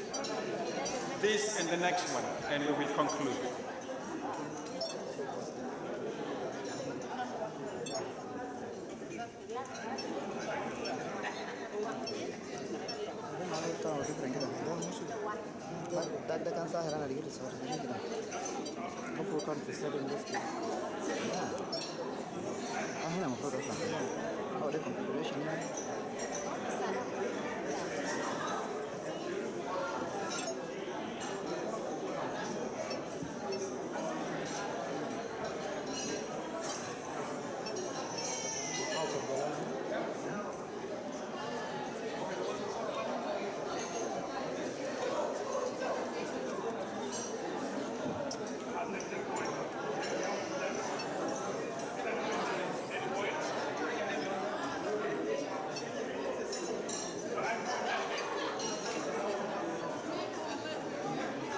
Yes, please, somebody raising hands. I will have somebody bring a mic to you. This line, what is the point? Huh? Can you put this line on? You missed the second one. It's blank? Okay, sorry about that. Sorry about that. Yeah, just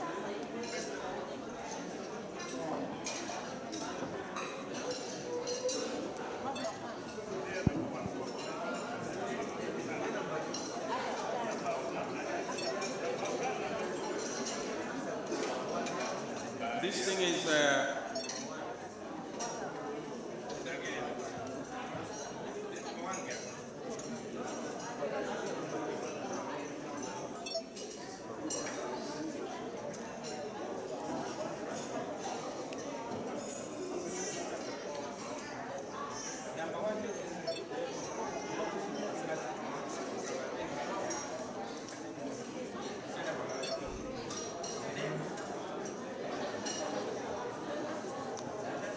Okay, I hope that you finished with that discussion. We would like to proceed. Yes, you want to give a feedback? Give them the mic. Yeah, no, the guys who want to give feedback. There's the guy in gray suit here.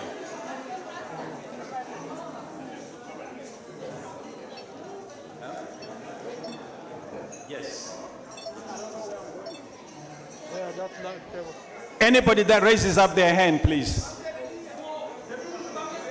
We're probably going to solve only three groups.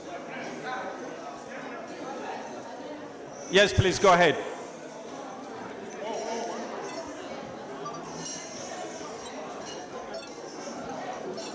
We have an answer for the two questions. Yes. Question number one, lack of proper institutions. Wrong people at right places. Question number two, we need government by the people, for the people, and accountable for the people. Thank you. Thank you very much. Anybody else with a feedback? And please, if you have a paper, give it to him so we can get that paper. Anyway, thank you very much. I'm talking on behalf of the young Equatorians here. They give the view. Yes. But they cannot speak, so I'm going to speak on behalf of them. Absolutely. Okay. They said the problem is we are not unified as one body in South Sudan. This is their view. Thank you. Thank you. Any other group? Yes, there's a guy here. There are two people with hands in the middle. Thank you very much for giving me this opportunity. This is one of the most important topics. I wish we had more time. I came from there actually, just to let you guys know. I was among the few Equatorians who went to Pakak, who participated in many discussions at a higher level. The Arusha, Uganda, even had meetings with the leaders of Uganda and so. I have seen and experienced a lot of things. I wish I had the opportunity to share it with you, but I'm going to answer this. The issue, what is really preventing, I think, sustainable solution to the problem of South Sudan is lack of balance of power. But the good news is this. The good news is Equatorians are getting more aware now. They are in the field. We need a format. If there's going to be peace, these guys are going to be presented. When this one happened, then the changes, the real changes we want will happen. Because at the moment, people take decisions on our behalf. Because we are not up there. But the good news, as I say, is that something will happen, I believe. And when Equatorians participate fully, that is when we will see the real change below. By the way, the international community is considering a leader from Equatoria to lead the country. A lot is going on. Thank you, my brother. Thank you. There's somebody here. I think we probably should take only two people and then we move on. 30 seconds. The other thing is addressing the political issue. A lot of interference from our neighboring countries. They don't want peace so that they can benefit. If we address that, I think sustainable change will come. Thanks.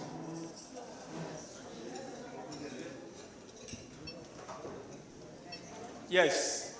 The guy with the mic, when you see a hand, move quickly and give them the mic. Yes, thank you. Yeah, we would love to take everybody as long as we have time, but you know, I don't know.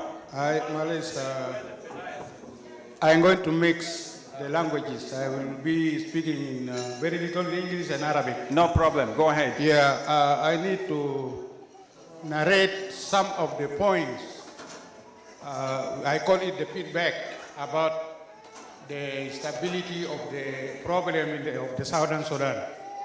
You know, I wanted to point some very important point for the Equatorians.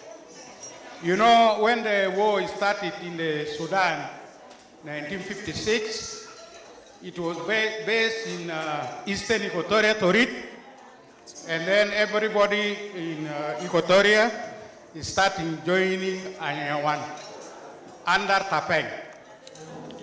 He's a Tuko guy, Orlango. So when they fought, he started maneuvering in the land of the Equatoria. About 2 years later, they started called the Leadership Conference. Yeah, I would like you to fast forward to South Sudan post-CPA. Yeah, a CPA, you know, is not very important now. It needs for me 2 hours or 1 hour. I just wanted to put the hints. Yeah, I know, I understand. Our only problem is the time, and most of the history, all the people here already know. Okay, let me jump it. The problem started in 1965 after the killing of Michael Lurwe in the leadership conference in Nyambere. And then after that, when the Anyanyawan come to the town, to the city after the Addis Ababa agreement, they started another dispute at Akobo. That's what the rebellion, it was in May. Because the two people, which is Yang people and Noir people, they are not satisfied with the governance. They wanted to come up by all means. After that, they set another move. They say, okay, if it is so, we have to start another movement. They were targeting Garwich, Galwak, and then they're targeting John Gereng to be the leaders, either who will lead the Southern Sudan or Sudan in entirely. At that time, their aim was to rule the whole Sudan because they know their population are good, the Dinka and the Nuer.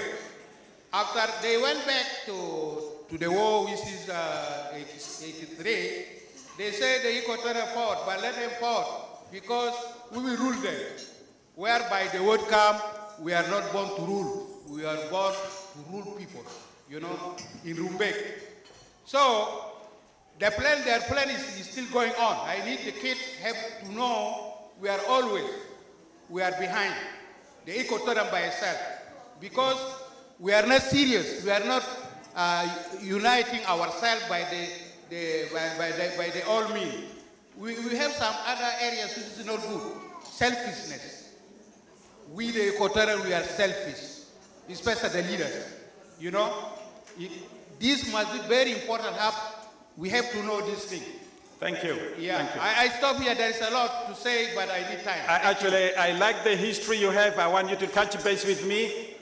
I want to have some more discussion with you, and it's very important. Thank you.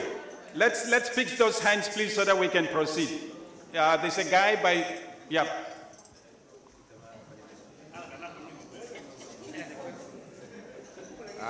Salam alaikum. Ana maro mino bare na kono sube be English. Ina ko Equatorial, ya ara bujuba. Ina ara bujuba de. Ina ko kono kanto result West. Denka ke katornas. Asani mo na mo denka. Ina ko kono kono se English ne ajama. Ina ba English.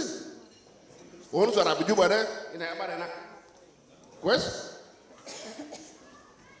Shakla de denka magalabo. Eta loko de rasa. Nuore bodito rasa. Ina se kono be na kulo min kiber de sunu. De tima jama. Thank you. Ina ma jare party. Thank you. Thank you very much. Let's move on to the other. And I'm going to take two more groups, please. And I want to proceed after that. Yeah, I was very short, straight to the point. Yes. For number one, the war must stop. Number two, change of government. Thank you. All right. There's somebody here. Yes, the guy in white suit. Is this the last one? Yes, I think we have done. But remind me about the time, how we're doing. Okay, thank you. We would love for the ladies to speak. If there's a lady, let's take a lady. Okay, thank you. Go ahead. Let me just finish first. I think based on the historical perspective that you gave regarding the problem, we think that there is problem of constitutional reform and problem of good governance, and then lack of rule of law. These are three things that if they put them together, then maybe you can be able to be together as a good nation, if we follow the rule of law, constitutional reform, and good governance. Other than that, we suggest that we either go for confederation or total separation of South Sudan into three states, Equatorial, Madagascar, and Upper Nile, because you never get together with these people. Never. These people are pastoralists. They don't understand. They have different values, different cultures. They bring cattle to the city, so we better go alone as Equatoria. We cannot be together as one nation. We are never one nation. Thank you. Thank you. Thank you. All right. I would like our MC to collect the rest of the papers, and maybe just one last chance, the hand that just, is that the lady? Yes. Yes. What we discuss here is how to maintain stability in South Sudan. I think if we look to ourselves as Equatorians, we don't have a problem. We have our issues that's small, but the really question is supposed to go to the government.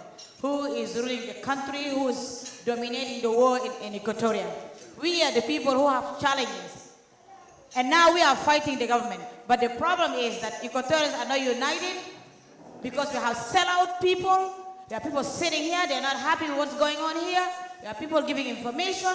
The people are confused, they don't know what's going on. So we have to fight back. If we left, this is the solution, we have to fight back. And how we fight back? If it doesn't be the Kenisa, Roseli, we have to support people in Equatoria. Thank you, my sister. To bring back our people. Thank you. Thank you. How we overcome the difficulties, we have to support those who are fighting for us. We have to support them. If you are with a peace, go make a peace. If you're a fighter, go fight. Do not tell somebody don't fight. Do not tell somebody don't send your money. Do not come here and try to fight us back. Because we are ready. Thank you. I would like the rest of the people to hand their papers, and I would like us to end this segment so that we can go to the next and final segment. But one thing I want to let you know, whatever is happening in this hall is being live streamed. There are people watching on the internet. And if you want to hear from me, these politics are an open book. That's why we are speaking very frank, without fear or favor. If you're afraid, then don't speak, please, because this is live on the internet. All right? That's a good caution. All right.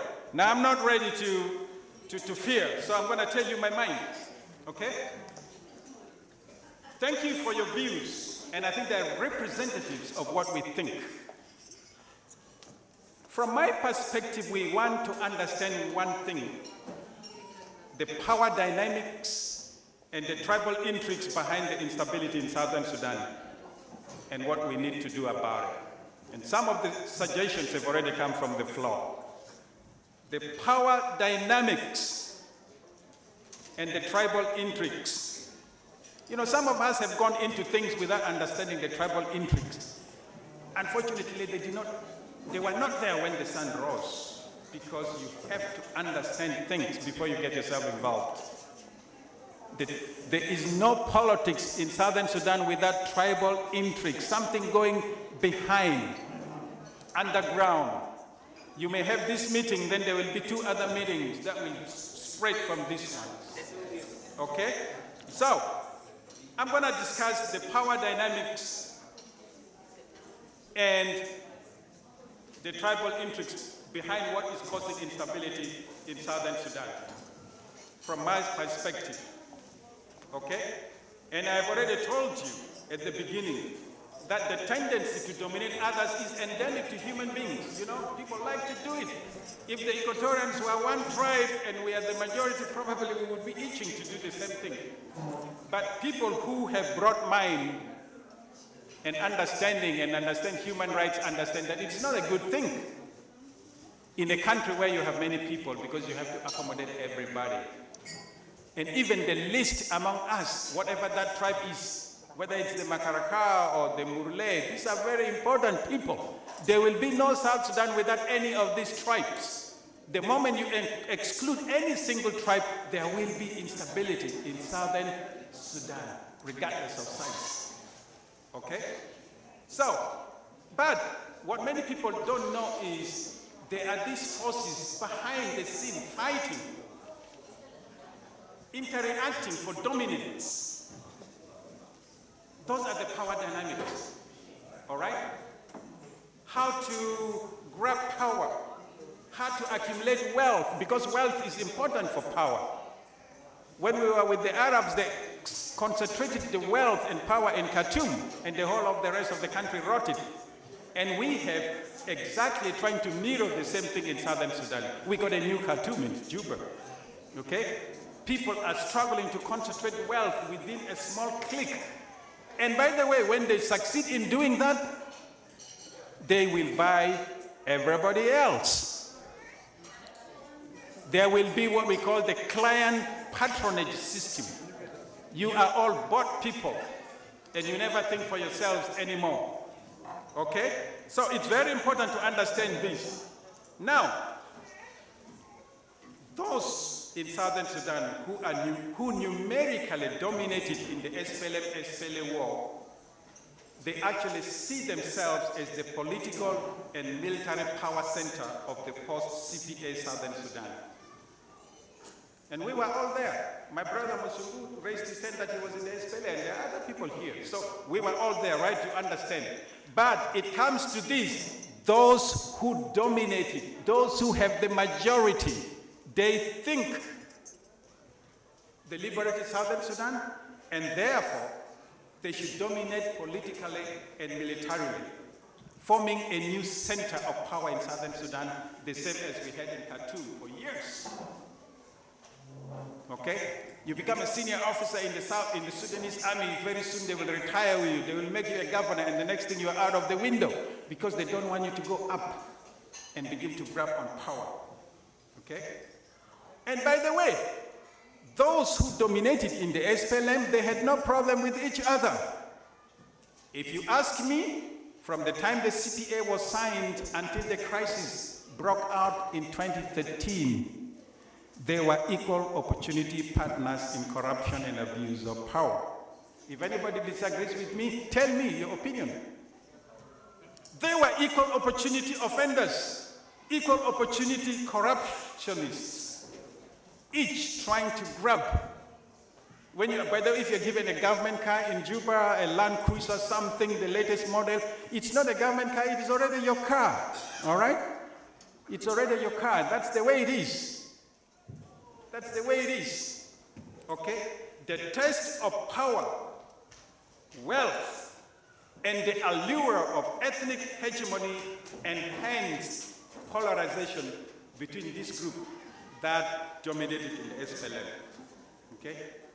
When people, I don't know if you saw a certain video recently where somebody was slipping in millions of dollars and saying he's donating to churches and so on, right? That's how people go crazy. You see these dollars floating around, you really now get incensed. You want to control the power because it can change you overnight. So this test of power, wealth, and the fact that you can actually build your tribe very quickly to dominate the rest incited people now to begin to rise against each other. Because it's a reality. Whatever rivalry people have had, anything, traditional rivalry, it is now time to bring it to politics. Because this is something much more worth fighting for than grazing lands and water rights and what have you. Okay? So, two bases of power developed in southern Sudan. Whether you agree with me or you don't agree, it's a fact. Okay? And these two power bases collided. They collided. When this collision used to take place somewhere out there, it was traditional, nobody cared. But when it came to the national stage of politics of the nation, it suddenly became a national crisis. That's why we're getting people being killed today. All of us have got losses. I come from Kajukeji, I'm a Kuku. All my people in refugee camps, all of a sudden, it's a new environment, they're in dirt, people are beginning to die daily, and so on and so forth in other places. Collision of two power bases have created this national crisis, and I've given you the history of how these power bases arose. Okay? You cannot do anything about it. Okay? If one tribe in southern Sudan is many in number, that's a gift of God to them. What are you going to do about it? You cannot do anything about it, right? That's natural. Okay? But when they want to abuse that power, they're probably going to go ahead with that agenda of abusing that power. Okay? So we have a crisis of the collision of these two power bases. All right? And I will tell you something. Let me have that slide on the screen, please. Number 4. The dual power base model. Sorry, I missed an L in that spelling. I meant to say dual power model. This dual power model is not very stable and will never be stable because we have a multi-ethnic nation. There are many other tribes out there. So the dual power model is like a two-legged stool. Okay, can I have that slide on the screen, please? The dual power model is like a two-legged stool. It is not stable and will never be stable. You have to think about how it should be fixed if you want some stability. But this is the reality in Southern Sudan. We have a dual power model in operation right now. And that two-legged stool will stumble. It will stumble. When it stumbles, it means there's crisis, and that crisis becomes national. Okay? There's only one way where a dual power model can create stability. And I will tell you how it creates stability. The dual power model requires that other people should succumb to them. You have to accept to be dominated. All right? If we accepted to be dominated in the Sudan, there would have been no problem. We would carry the water for the other people. And the other people above us will carry water for the other people. And the people at the top will be handing out the handouts. That's the only way you can create that power model of stability under this system. You have to establish a pecking order, like the chicken will do. The bigger one will peck the one that is younger than it, and so on and so forth. Right? The pecking order. So if we want stability under that model, we have to rearrange ourselves in a way that there is a top nation of some other people, okay? Then there is the second nation which accept their position without any problem. And then there is the third group, okay? I will give you some examples, okay? The nation of servers, assistant servers, and the handout recipients. You decide where you want to be. If you accept those arrangements, then there will be stability, okay? For example, there's a nation of presidents. Can I have that slide on the screen, please? There's a nation of presidents, a nation of first vice presidents, a nation of second vice presidents. As you go down to, by the way, that means there's some redundancy being created, right? If you are second vice president, you're actually redundant. Okay? You are assistant to the assistant of the assistant. All right? And actually, this nation of second vice presidents, they are the nobodies. In biblical language, they call them Gentiles. They are nobodies. Okay? So, pick where you want to be. Pick where you want to be. Can I have that slide, please? Okay? Yes, on the basis of who is bigger, like the chicken, pecking order, if you rearrange yourself, number one, number two, number three, there will be stability, but you have to accept your position. You create like a caste system, like in India. You are comfortable where you are, and you don't complain, okay? This is the only way that you can have stability under this model. And what I can tell you is that it creates this classism where if you are comfortable, you are good in your class, then you're okay. But this is the model that will always be resisted. What is happening in Southern Sudan? Because we are not thinking through and trying to really understand what is going on behind. This is our problem, okay? And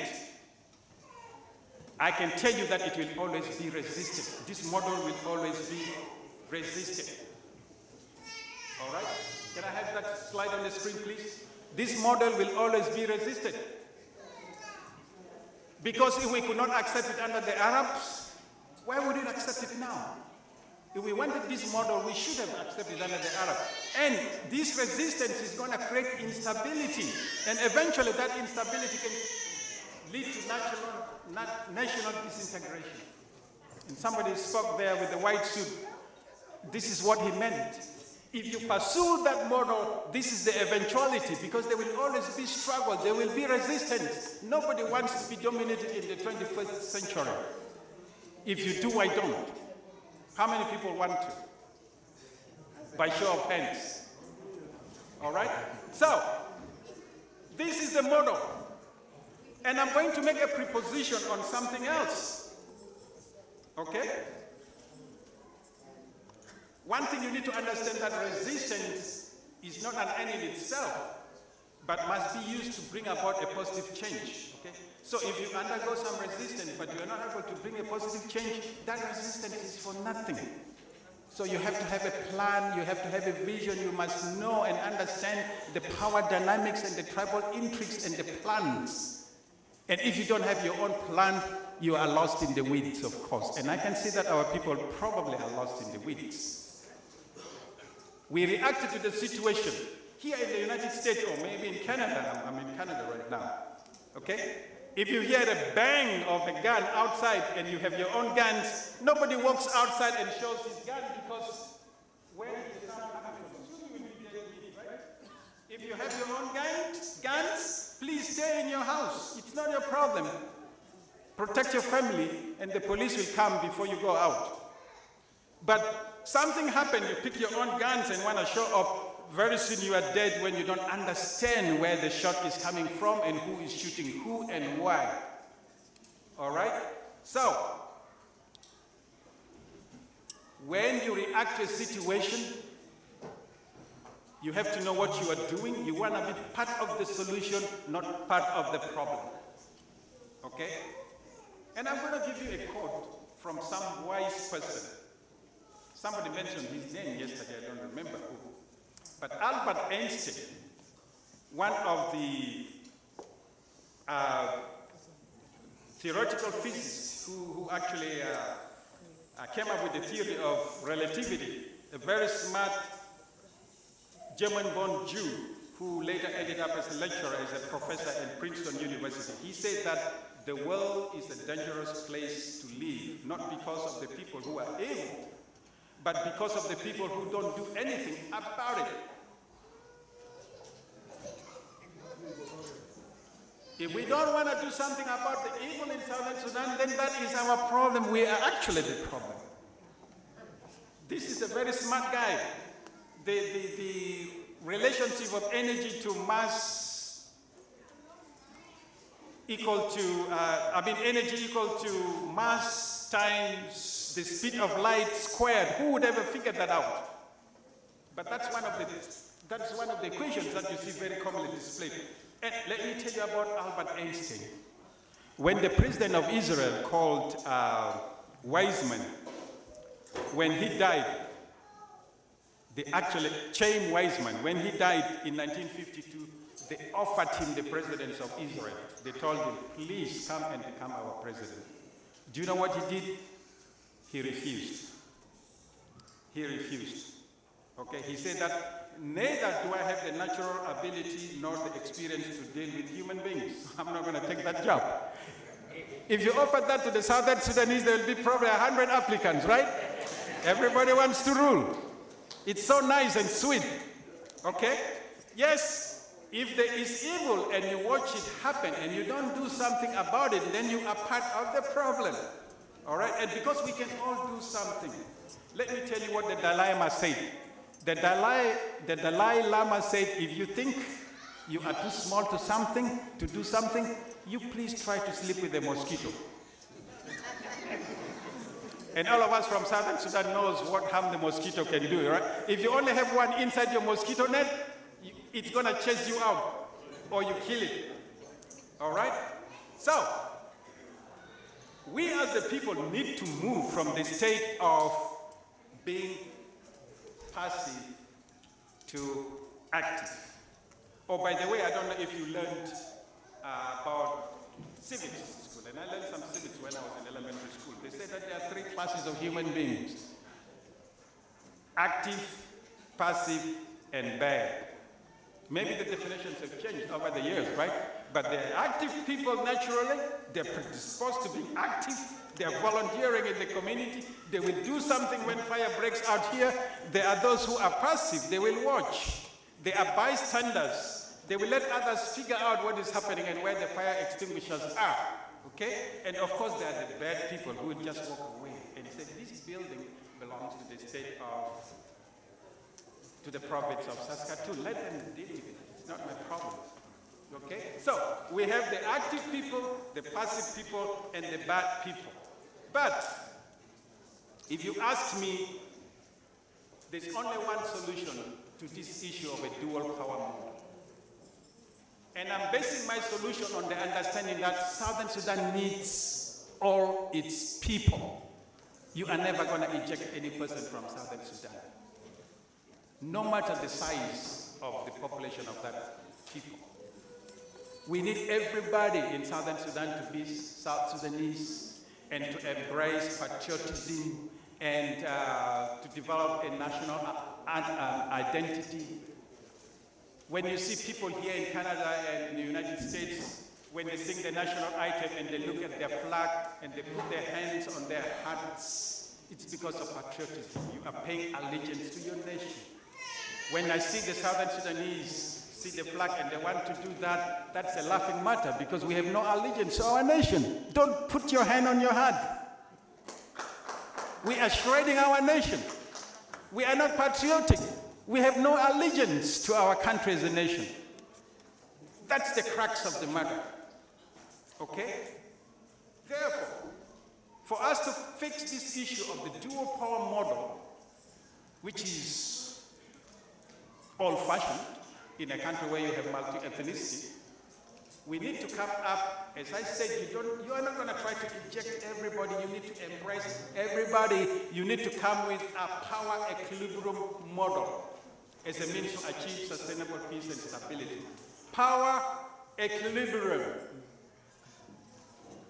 Power is the word that I want to underscore. Power equilibrium.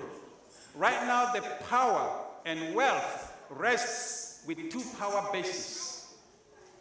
But what you actually want is a power equilibrium model which should be like a 3-legged stool.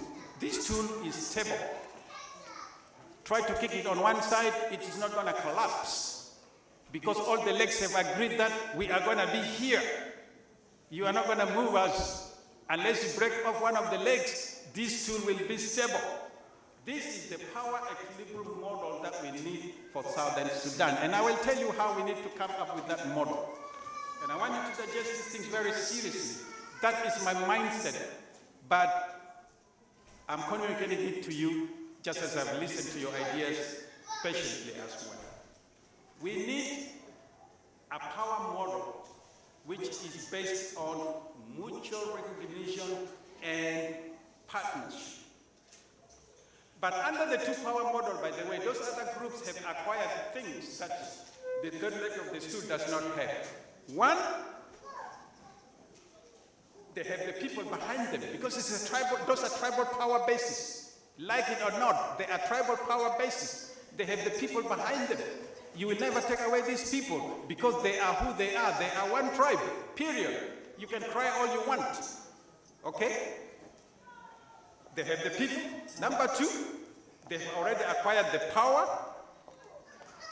or they're fighting for it.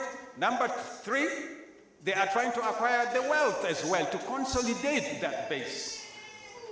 And that's why we have a war. Consolidation of a power base. How is this third leg of the stool gonna arise, and who are these people?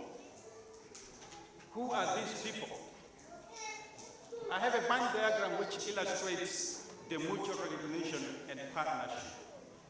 I have named this DNO. By the way, you can name them A, B, C, or 1, 2, 3. I don't care. Nobody says you have to start with any of those alphabets, okay? Two power bases, D and N. These are the established power bases right now.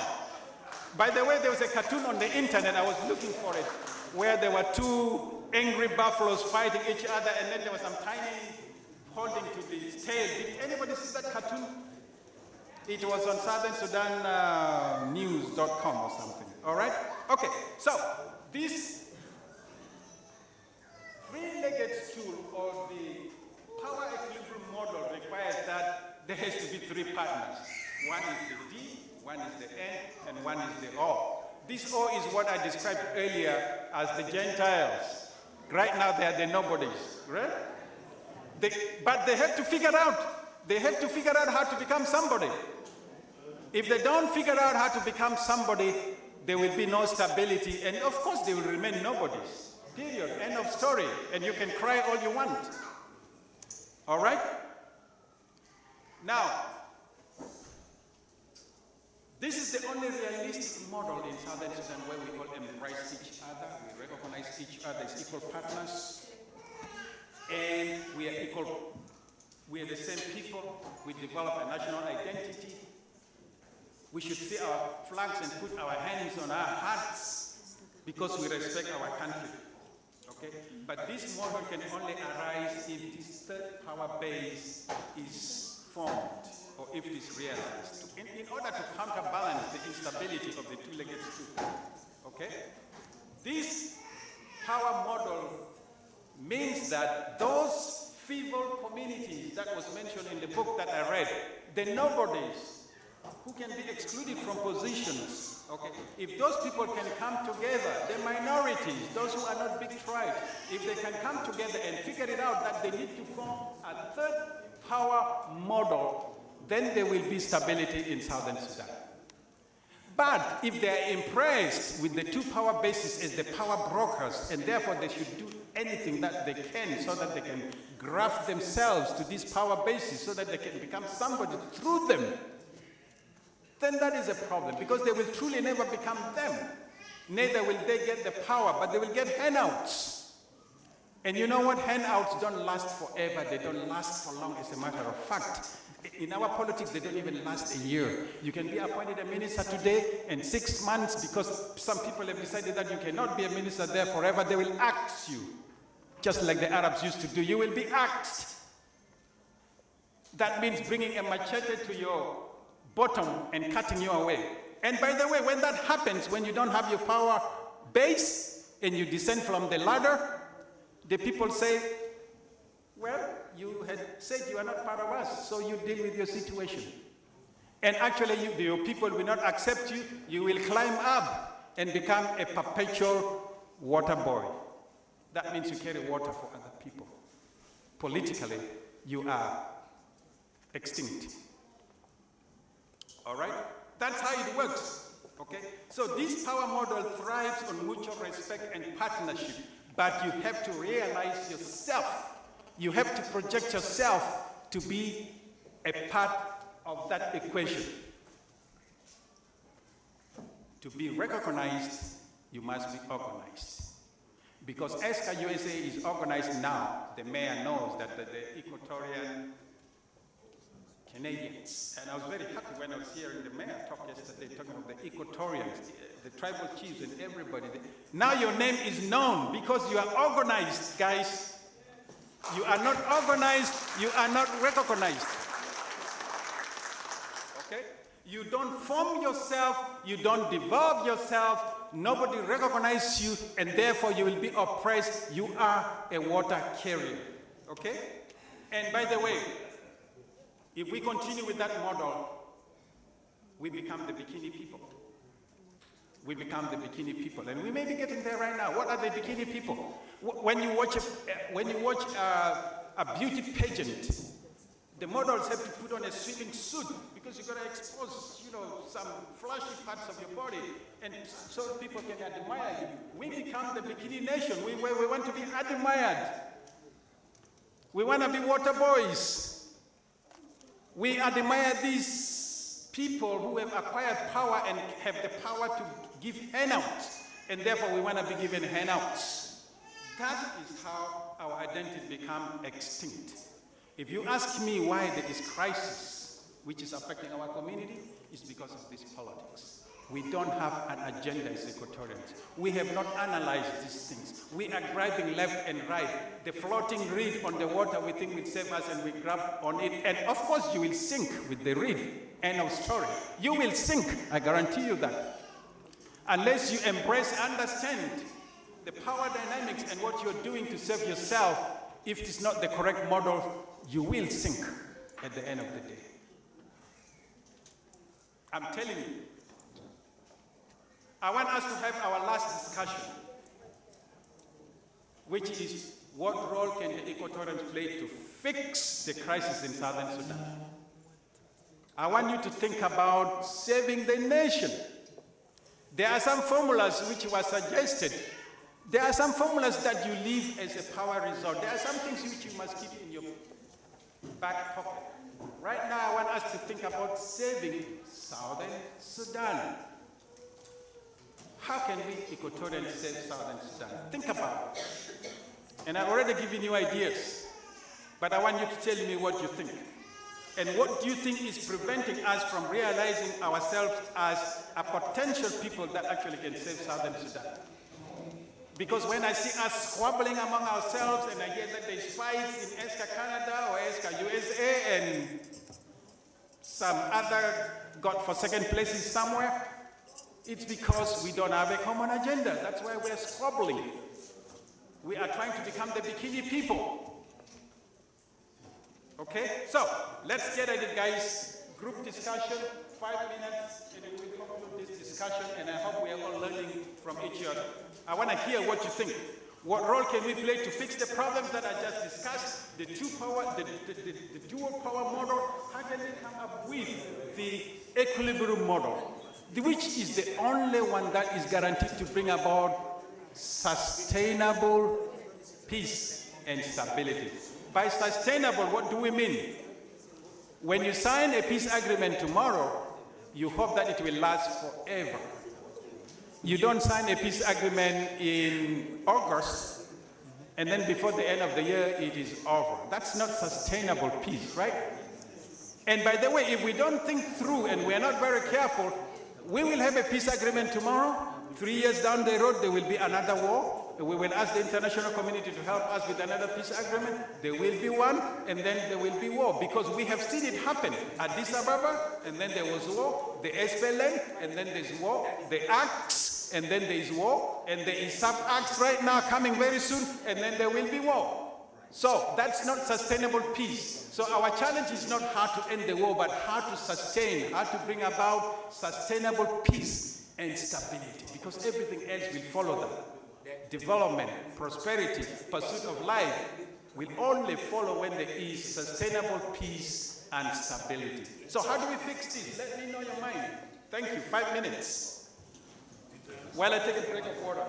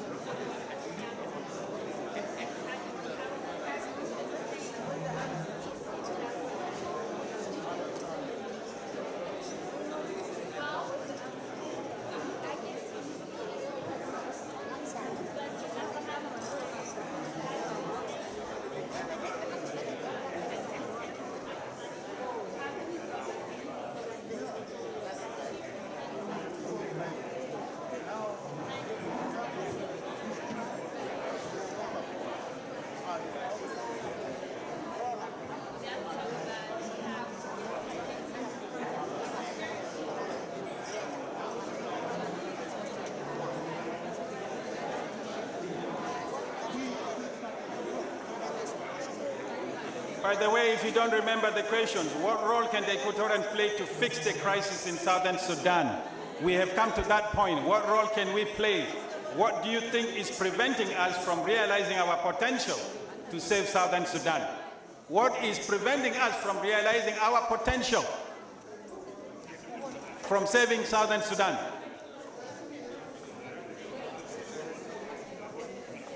These are intertwined questions. What role can we play? And why are we not doing it? That's basically what the question is saying. Are you ready with your answers? Yes, we're going to start getting feedback here. And I want the MC to deliver the mic.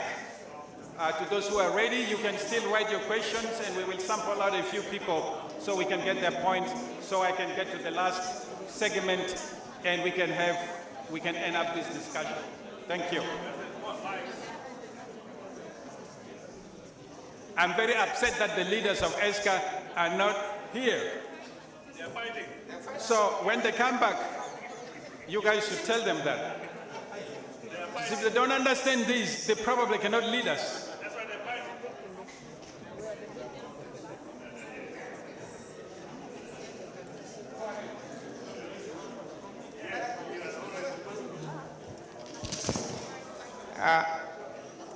Thank you, Doctor.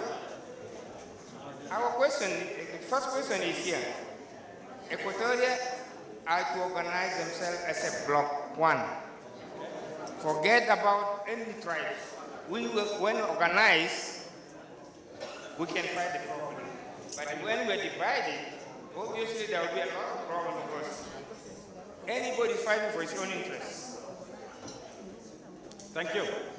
The second one is, because we have many tribes, and we lack unity. That's a problem with us.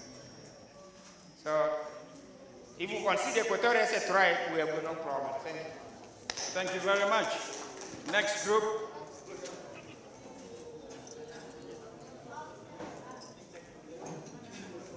The guy with the mic, I thought would, yeah. Well, again, Mr. President, I would like to appreciate my groups. They are the young youth here which have a very input in this discussion. Yes, please. So they were saying that we Equatorian, we love the talking, but we don't have the action. Yes. The second thing, they say Equatoria can fix the crisis in South Sudan because Equatoria are multiple cultures, but they call themselves as one nation as Equatorians. So if they can take these things to the whole of South Sudan, then the whole South Sudan can call themselves, we are the South Sudanese, as Equatoria call themselves. Thank you. Very important point. Yes, thank you, youth.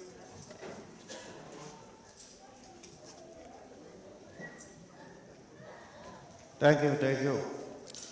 We in the table here come out with very simple suggestion here. See, to be effective, you need a force. You need to get a united force, an army which can defend Equatoria, which can push the issue we need. Like if you want federalism, if you don't have any force behind you, how can you talk? In the history of South Sudan, if you don't have any military power, you are just finished. We need a united force. So what can prevent us from this because of this unity? We Equatorians are eating ourselves. Equatorians are against each other. That's why we cannot get a good result. But we need a united Equatorian. Thank you. Thank you. Thank you. I appreciate it. Very important points.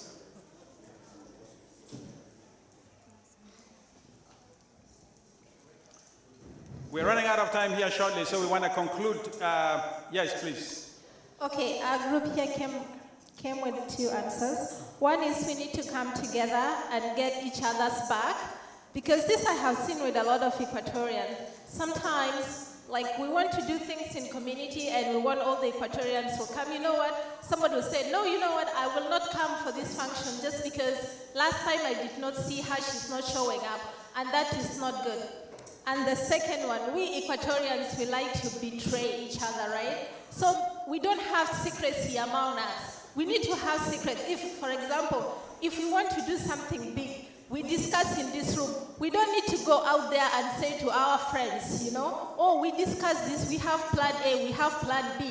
But we have to keep those secrets within us so that our plans will not backfire. So as Equatorians, we need to keep secrecy within us, whatever big plans we have, so that we can be able to implement it. Thank you. I think there are 3 hands in the front here, and we will get to conclude. I've been reminded about time. Yes, please.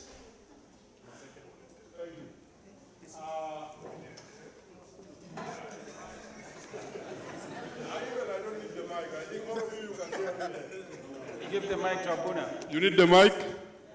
Thank you. What I can see for we as Equatorians, we have to analyze some points that are very important within our community. One, we love to be who we are. This is one. And as they have put it very clear, we don't have agenda for that. And in our talks always, we talk about Equatorians have to be Equatorians by their own, which is very nice. I agree for that, and I support it. But there is one thing that I want to ask you a question before I finish my point. How many people have been in Khartoum, in the old Sudan? You see that we have the Blue Nile and White Nile. They meet together in Jazira Tuti, right? The water itself, they don't like themselves at all. The water, the Blue Nile, and the White Nile, they don't like themselves, honestly.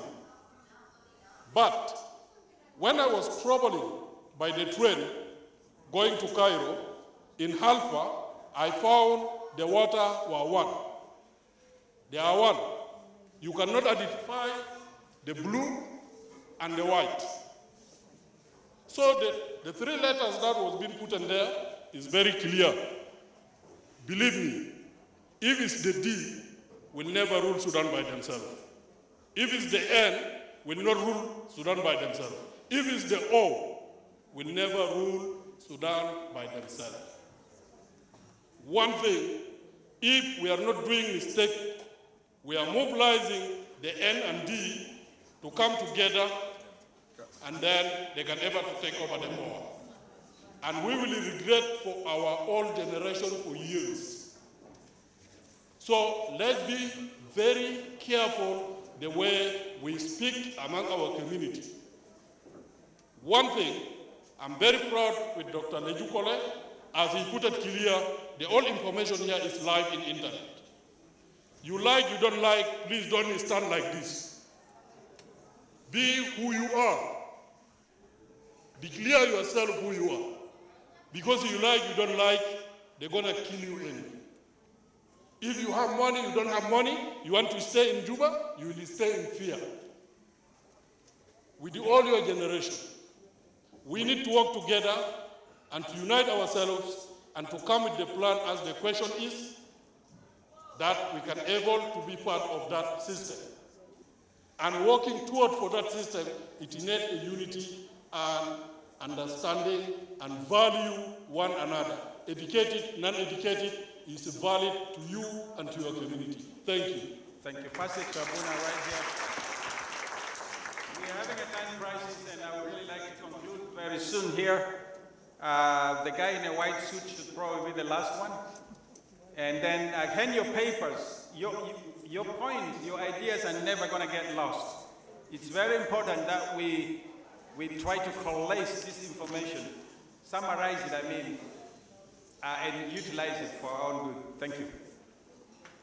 Well, I like your analogy of the Blue Nile and White Nile, but I'm going to put it the way we here on this table put it. What I'm saying is we have to build alliances, because there's a D and N, but then an O is everybody. Building alliances with with the minority groups, other minority groups. We do have minority groups in South Sudan. So Equatorians must build alliance with other small groups who are now suffering like us. Thank you. That's one. Because we are not going to do it. And then two, we have to be united. We talk about unity. The Blue Nile and the White Nile cannot meet because they have two different things. They came from different places. Blue Nile came from, from the hills or from the mountains, and then the White Nile comes from, the land, from Lake what? Victoria, no, before Lake Victoria.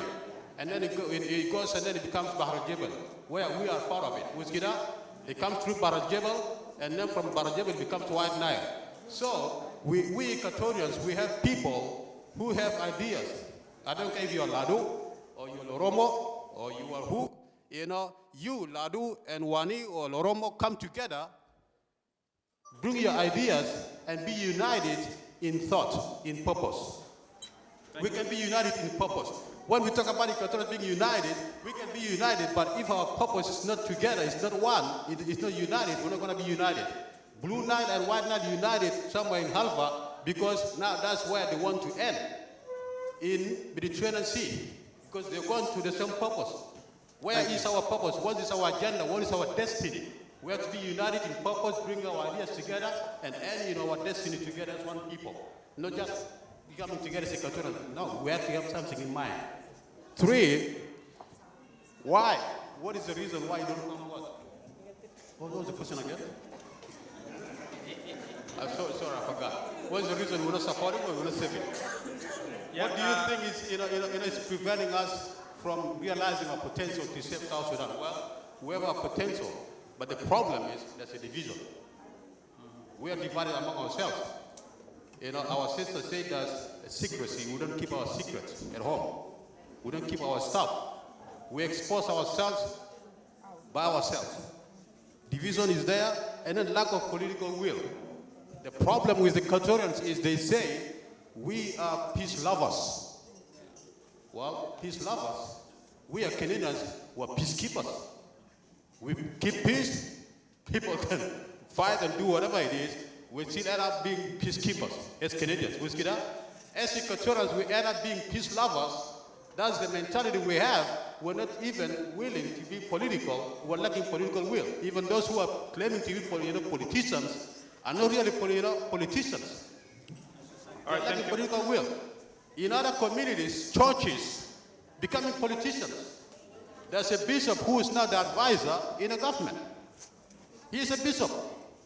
But why is an Equatorian who is a bishop and trying to be in a government? Today if I speak here and I'm speaking, I know you guys are talking and say, politics. That's what is killing us Equatorians. We're lacking political will. Thank you, Abuna. I've been reminded that we can take no more. If you can be very brief, that's fine, but I've already been told about the time, so. 1, 2,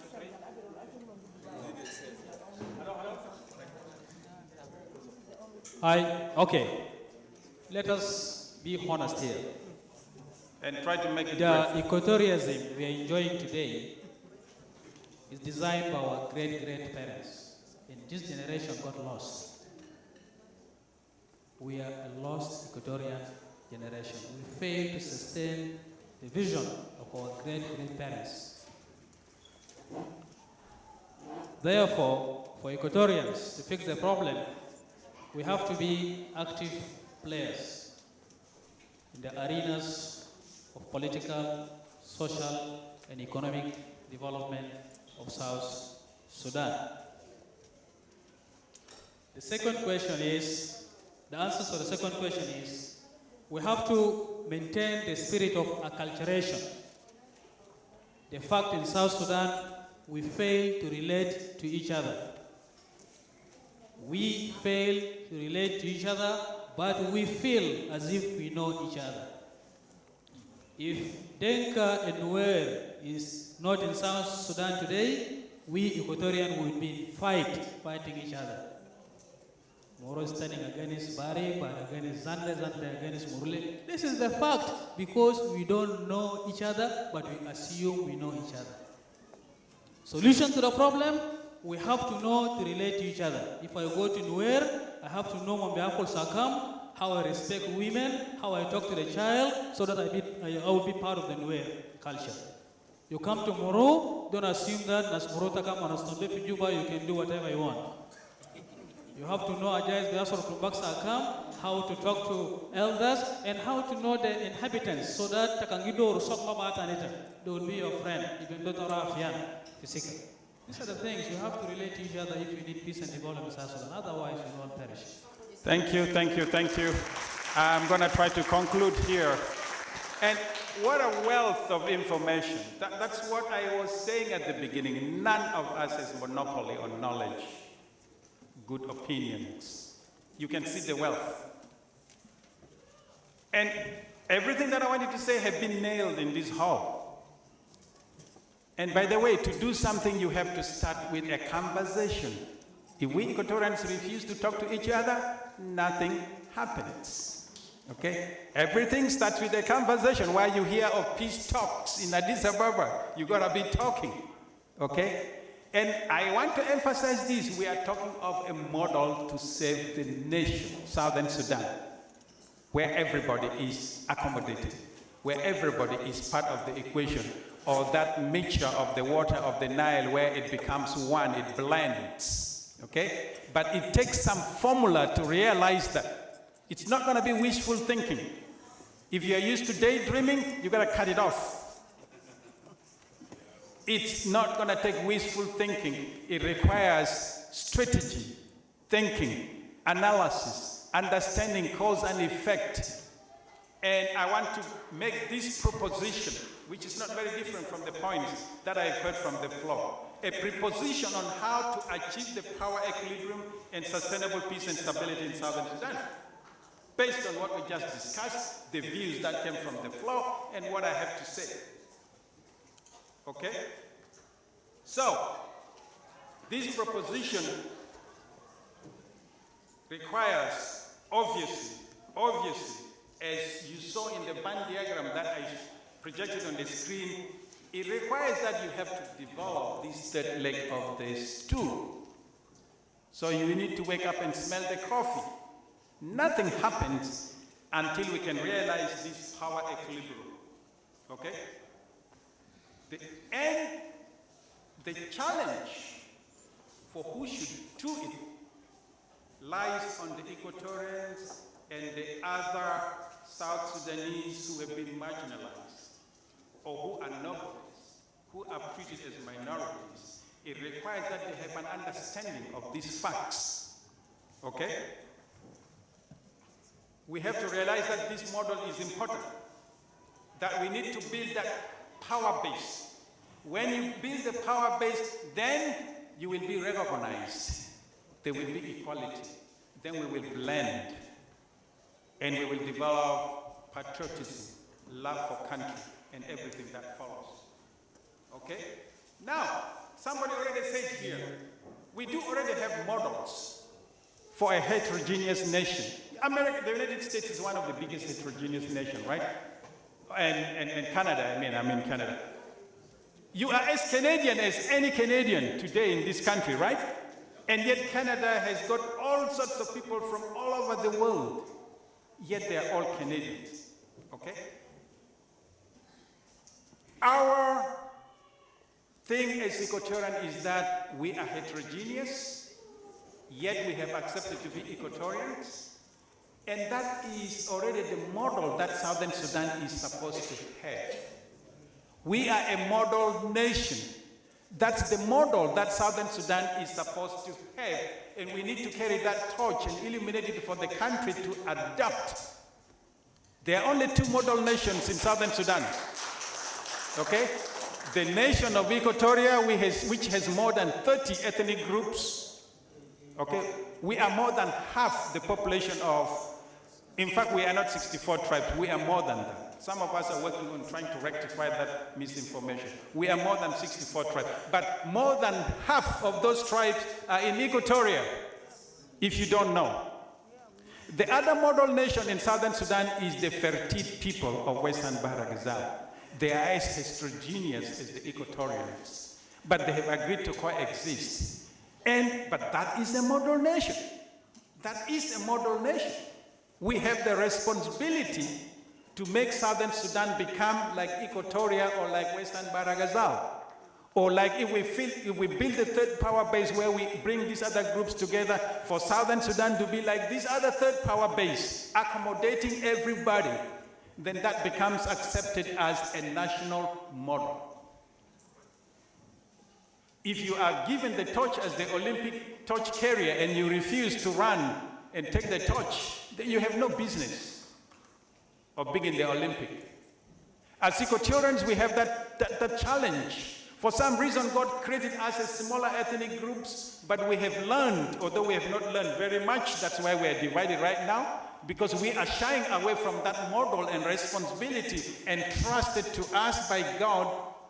We are shying away from that responsibility. We are the torch carriers to realize sustainable peace and stability, because we have to develop this third model, and we say, Southern Sudan, this is the model for stability and sustainability, to accommodation of everybody, for us to live together. We are not the first heterogeneous nation. The Ugandans are, for goodness sake, and so as the Congolese. Okay? So why are those people coexisting? All right? So, we are a model nation. In my mind, Equatoria should provide the lead. We shy away from leadership. We have President Mela as the president of Essca, Canada. Next time you want to elect a new president and you ask for nominations, nobody actually wants to step up for nominations, by the way. Don't think that people are fighting for power. The Equatorians are scared of power. Tomorrow when you want to elect a new president, nobody wants to step up. Nobody wants to sacrifice their time, their resources, their talent. We want to remain in our safety zone of being the bikini people. You want to be admired, all right? You want to be a water boy. Okay, you can carry the water all your life, but you will never have your dignity. You will never be somebody, okay? Now, in Southern Sudan, which is a composition of all these nations, everybody is vying, and some of them are wild by nature, by the way, okay? Because your lifestyle depends on what you do in your life. If you cultivate crops, you go out and dig the farm, you develop a lifestyle where you want to protect your crops, you don't want to hurt anybody, and so on. If you allow your cattle to go graze in somebody's shamba and so on, you have to develop a lifestyle where you want to protect your cattle eating other people's crops, because that's just the way it is. So we have different characters that we need to tame for us to become one and accommodate, because cattle can graze along with the crops, you can learn with each other, to be with each other, and things can happen, all right? But because the other nations already have acquired all the components of the power base, realizing this third power base also requires that we must go through the same path. Okay? As a matter of fact, very honest with you, a military component is necessary to form and protect and consolidate the third power base before it becomes recognized. You have to acquire that strength to be recognized and to be validated as somebody. It's never going to come like that, because you already are dealing with individuals and other power bases that have acquired these components to themselves, okay? And those are powerful instruments of power and protection of power. We have to acquire those same components to be recognized and to be validated, okay? Now, how do people acquire military strength? They exploit confusion. As a matter of fact, those who have strategy, because the other power bases have been strategic, when the CPA was signed and people are being accommodated in the South Sudan Army, if anything exists like that, let me say the SPLM, they brought in their cousins, their nurses, their nieces, their nephews who are not in the army. Now, everybody was bundled in the army. In fact, South Sudan does not know the size of army it has. There are only people there to receive salaries because some of them have never been in the war anyway. People exploit confusion to form that kind of power base. All right. Okay. That's the way. If there is peace and stability and you go out and say you want to develop a military power base, you will be apprehended. You will be tried for treason.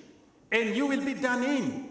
I mean, our own Peter Abdurrahman tried it at the time when South Sudan was stable, and people are watching to see what the CPA is going to bring in. And he decides to go to some bushes in Western Equatoria, and what happened? You have to look for an opportunity when that actually is possible. Don't just be crazy and think that it will make it happen. Right now, we are having those situations where we either make this happen and we save the nation, or we succumb to be the, having all sorts of technical things crumble on me. We are out of time. This computer has run out of battery. I think I only just have one slide to conclude. And so, anyway, that's okay. So to conclude, okay? Realization of a new political dispensation in Southern Sudan depends on a few points. Development of a power equilibrium to guarantee all people of Southern Sudan equality. Freedom from fear, freedom from want, and freedom to live in dignity. When these powers form themselves and the peace to South Sudan is going to come at the negotiation table, you have to really take sides with people that are going to demand for those things that the people of Southern Sudan want, okay? Which are, and I repeat, we must guarantee equality, which we don't have right now, and I already went through the facts. We must guarantee freedom from fear. Nobody must live under threat of being killed for what he has or for what he is saying, which is just a political opinion. You got to guarantee that to the people of Southern Sudan. You have to guarantee that there's a freedom from want. Freedom from want is nobody should be suffering from what to eat, suffering from water to drink, suffering from shelter and clothing, because those are basic human necessities. If you don't guarantee that freedom, that is not a nation. All right? And you must guarantee the freedom to live in dignity without being humiliated. Okay? For stability to happen in Southern Sudan, we also must make it a priority to promote forgiveness and reconciliation, which is the only tool to enhance national healing and to get rid of the cumulative wounds of the liberation wars. Because there were a lot of wounds that were curated, right? During the SPLM war, what happened? Some people were killed innocently. Some water points were mined, and you go to get some water and you hit the lagam, all right? There was a Bor massacre. People have not forgotten about those things. And then on December 15th, some ethnic groups get mowed down. People will not forget those things if we don't enhance national healing and reconciliation as a component of stability and peace in Southern Sudan, okay? The third component is the power, the military power, okay? You can acquire your own power to establish your base. Eventually, what we need is a national army that is homogeneous, that is heterogeneous, that is diverse, and therefore they have to be in all sorts of, it has to be representative of Southern Sudan. And when we get to that point, then nobody has his own militia. Nobody has his own tribal henchmen carrying guns, okay? We now compromise. Bring what you have, let us give what we have, let us build a national institution called the Southern Sudan National Army and Security Apparatus, which is diverse and has allegiance to the nation, not to the tribe. That has to happen, okay? Finally, Finally, and this is what does me in, okay?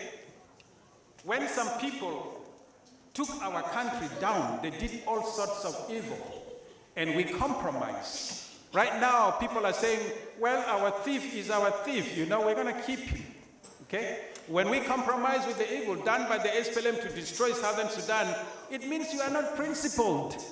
You have no moral compass. You have no business in building a Southern Sudan that is stable and peaceful and embracing everybody. So, given the gross things that happen in Southern Sudan, the slaughter of people, you again saw that video, right? What job does he do to sleep in $1 million? Okay? All right? Criminals, right? Okay? If you accommodate criminals as your leaders, you have no business in delivering Southern Sudan. So pursuit of accountability and justice must be pursued without fear and favor so that we can put this chapter to rest. Some people have to be apprehended and punished for what they have done. If you are ready to reconcile with these people, you have no business of realizing a new model in Southern Sudan. And thank you very much. Thank you, Canada.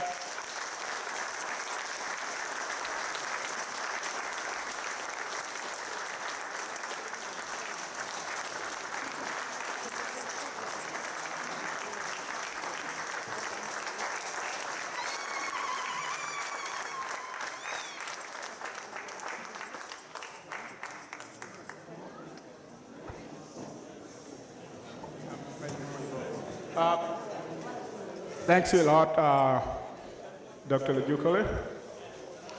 That was really very interesting. Now I just got a bag of goodies for you, you know. I hope there's a lot of good stuff in there. Thanks a lot.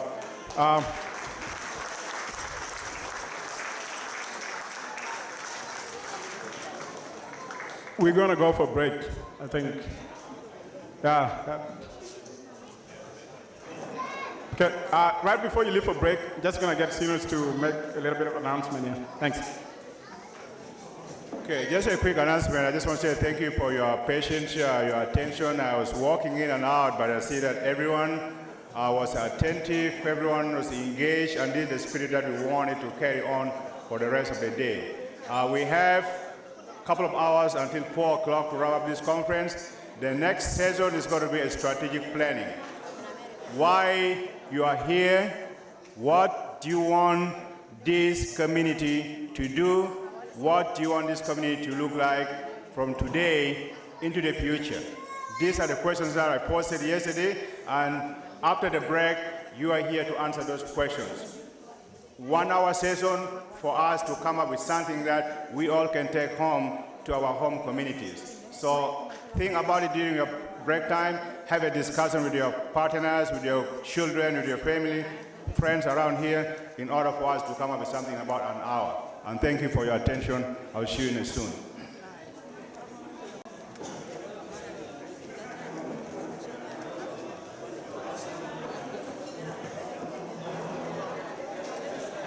And it's 30 minutes break, 2 o'clock, be back here.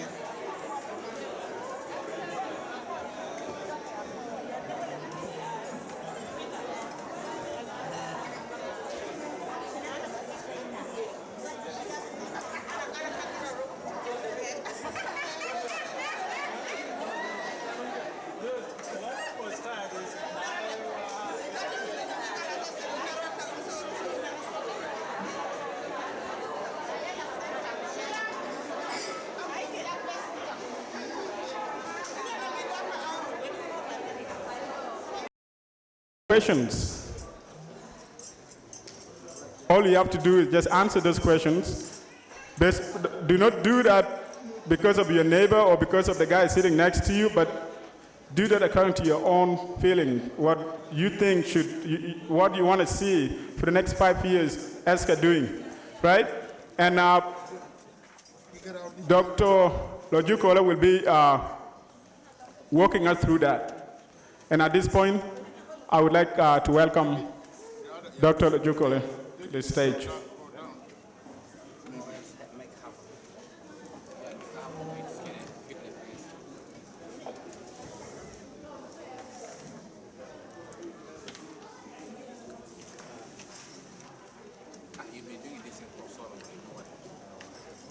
Hello, everybody. I hope we're feeling good after having our lunch, obviously, and some political discussion. It's time for us to get back into Essca Canada business. This segment is very, very important. And the reason why it is important is for you to be an effective part of the organization, you need to know what the organization is doing. And you need to make an input to be part of the process. It's not enough to criticize an organization from without. That means you are standing outside and you criticize. And community organizations like this, and I can tell you, I'm a community organizer, all right? We have done this for years with Essca USA, okay? There are people that don't participate, they don't get involved, they don't come to the conference, but they are very critical of the organization. They like to criticize the leaders. They like to criticize what is being done.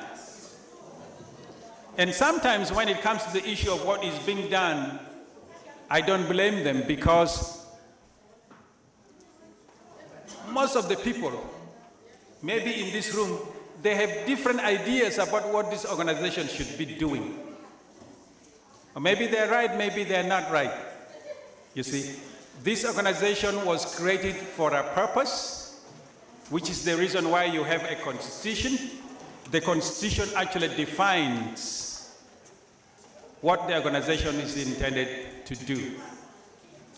Some of you will remember I was a keynote speaker at the inaugural Essca Canada conference in Winnipeg 2 years ago. And in that conference, one of the questions I posed to the audience was, will there be any South Sudanese Canadians 50 years from now? And I told the audience that it depends actually on what we do. There may or there may not be. If we understand the purpose of the community organization, why we are here, what we need to do, then there will be South Sudanese or Equatorian Canadians 10 years from now or 20 years from now. Because you will know what you need actually to do for yourself and to do for the future generation of the Equatorian Canadians. Now, this segment is about planning. It's about strategic planning on what you want to do as an organization. So it's giving you a chance to be part of the process of deciding what you need to happen for yourselves. That's how important it is. So that next time you don't blame anybody, but you can say, we decided for these things in Saskatoon. Why is there nothing happening? Because we talked about it, and this was the framework that we laid out. And I think in your program, if you have copies of the program about the strategic planning, it says, what would you like Essca Canada to do 5 years from now? I think actually that means, what would you like Essca Canada to do in the next 5 years? All right? Somehow it's a little bit ambiguous. But what are you going to do in the next 5 years? So you want to think about things that you want to do. So they're going to be short-term, things that you want to happen immediately, medium-term, because they sometimes take some time to do some things, and long-term plans. All right? And we are going to come. Your leaders are going to build these action plans based on the ideas that will come forward from this meeting today. But my point is, and let me ask this question, how many people have read the Constitution? All right? That is a problem. That is a problem. Because actually when you don't know what this organization is supposed to do, which is in your Constitution, then we're going to have varied ideas and some of them will be irrelevant. And actually I'm trying very quickly here to try to pull the Constitution.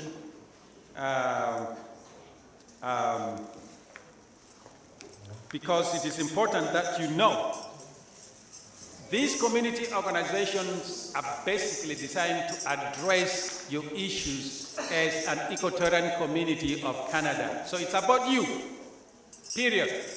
That's the number one priority rather, not the end. That's the number one priority.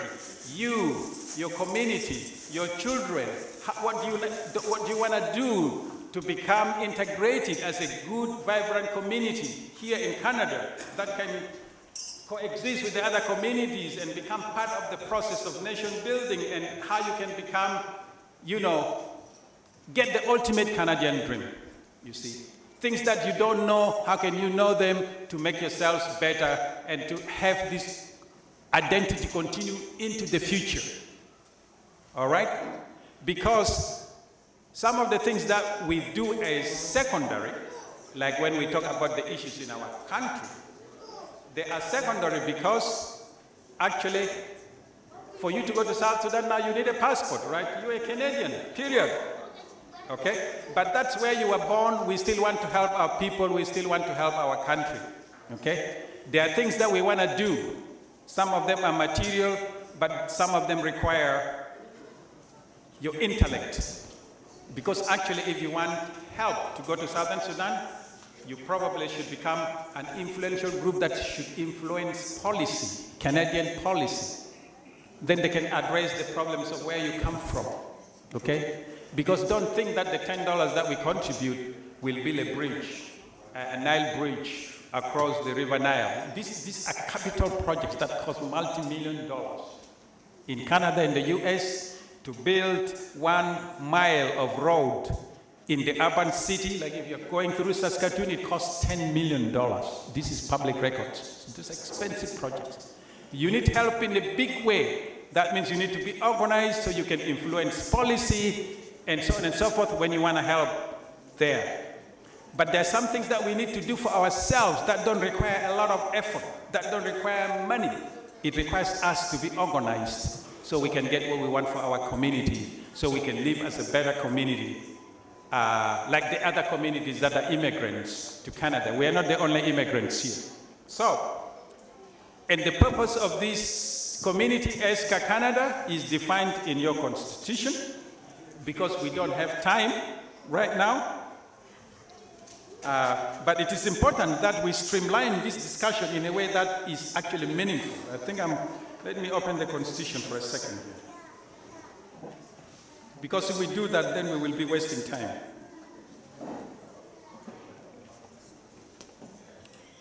I should have been better prepared, but I was just eating until a few minutes ago when this session is supposed to have started. So please excuse me.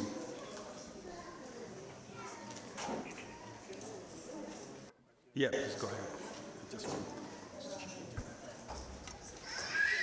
This one is just for the youth, and I really want to apologize to kind of keeping you guys until really late, which you guys should have presented yesterday. So now, what I'm asking is all the youth to go out, okay? And James, is James here now?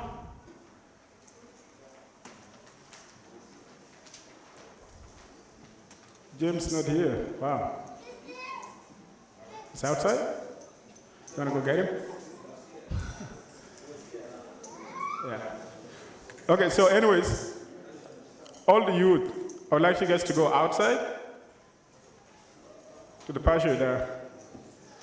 At 15 to 21, 24 maybe. Yeah, you go out there, make a discussion, and then somebody to come present to us right after we have done this. Now, while you're doing that, I would like you guys to also include this strategic planning in your discussion. If you need a leader, there was a young man I was talking to. Yeah, if you know you're just within the 15 and 24, just head out there and do something. And I'll look for James.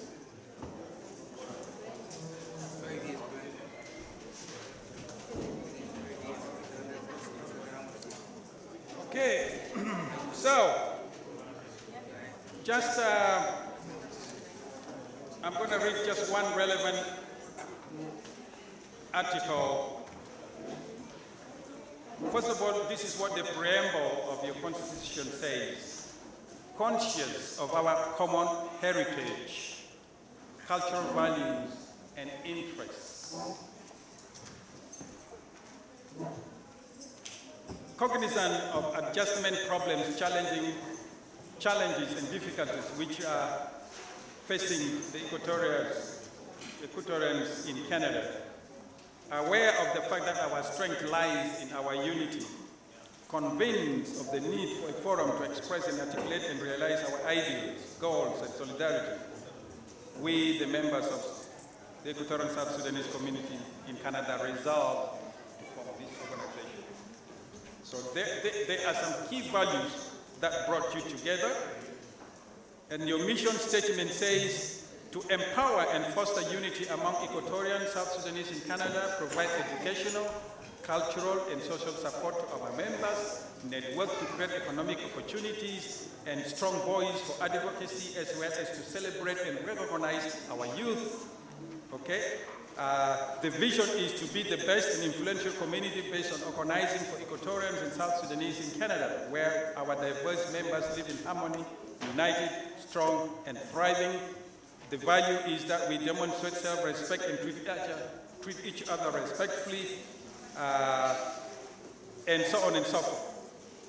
Objectives specifically being to foster unity and fraternity among the Equatorians, to encourage education, entrepreneurship, to reduce poverty in the community, to preserve, promote, and raise awareness about the culture and heritage, and to facilitate the resettlement and integration of new South Sudanese immigrants to Canada. Now, I just rambled through this to give you some keywords that will trigger your thoughts as to what you want to do for your community, because this is the main purpose. Okay? If you want to think about some of the things you want to do in Southern Sudan, those become secondary. Now, discuss in your groups, put information down on what you think. After the group discussion, hopefully we can collect those information, and then we can categorize them into what are the things that you want to happen soon, like within the next year. What does you want your leaders to do within the next 2 to 3 years? That could become the medium-term plans, and within the next 5 years and above, that could become your long-term goals. All right. So this is the process of strategic planning that we would like to do. It's similar to what we did earlier. Discuss in your groups. It is brainstorming, right? When you do brainstorming, no idea is bad. Anybody say something, don't be critical and say, no, man, that stinks. No. Just write down what anybody says. Write it down. It will be filtered later. That way you don't inhibit the flow of information. Okay? So discuss in your groups. Whatever that person says, write it down, because later we can filter and take out what doesn't make sense, and what makes sense, then we can prioritize. Okay? I hope that makes sense. That's what we want to do right now in this session on strategic planning. Thank you. So please let the conversation start. How much time do we have for this session? Oh, we got to know that. I know that in the original schedule we probably had an hour and something, but the time frame of the conference has already collapsed, so I don't know how much time we have left. Let us assume that we have 1 hour. Let us take as much time to discuss. I will give you 20 minutes, and I can add more time depending on what you need, okay? Because your discussion is the most important component of this session. So let's shoot for 20 minutes, and then I will check how you are doing, and we can add more time for the discussion before we get again back into a plenary session where we will collect those information that you have. Thank you.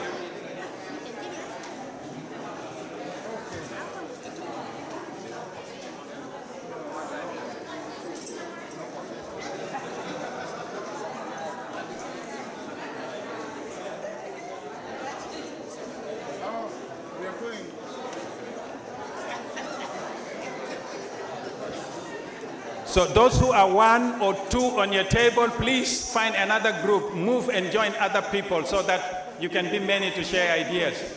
All right? There are a lot of empty chairs, move. If you can form a bigger group, the better. So if you are very few, 2 or 3, move and join other people. Okay? And the questions are in your program.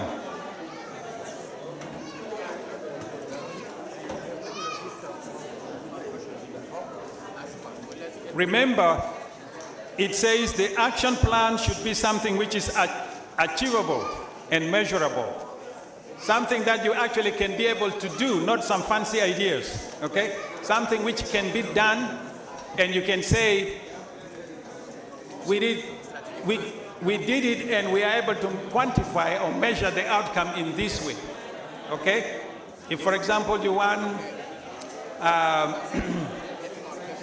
some education for some group, then you can prove it by the fact that this is implemented and there is this number of people who have benefited in this way.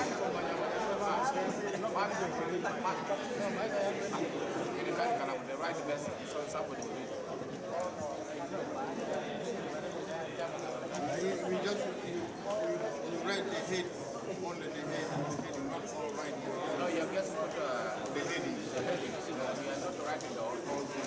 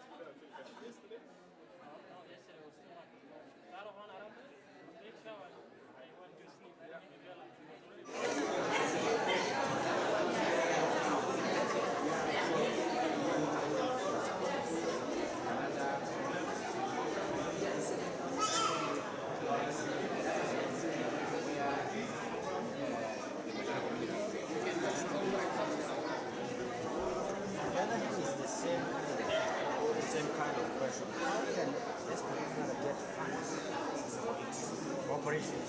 Yeah, that's the question now. It's the same thing, but let's put it on the other way. Yeah.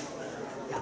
Essca needs to strategize plan for 5 years, short term, long term, whatever. How is it going to fund all these projects? Yes. We need funds. Yes. How can we get this fund? Right. From the membership? Which kind of form? As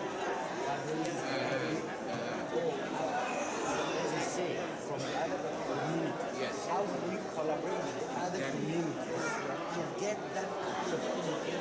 Yes. So that we can buy from them? Because I'm quite sure Canada government, provincial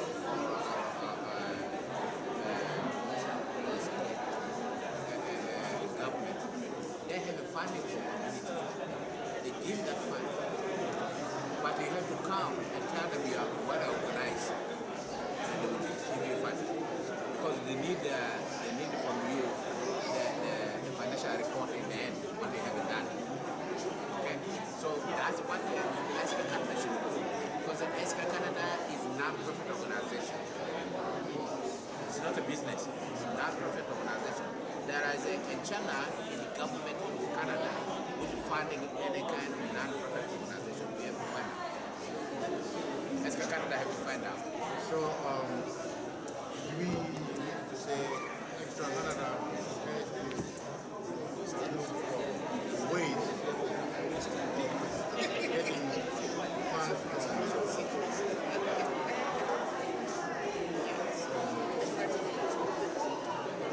now what we call is from the government or from how do we call this people? The provinces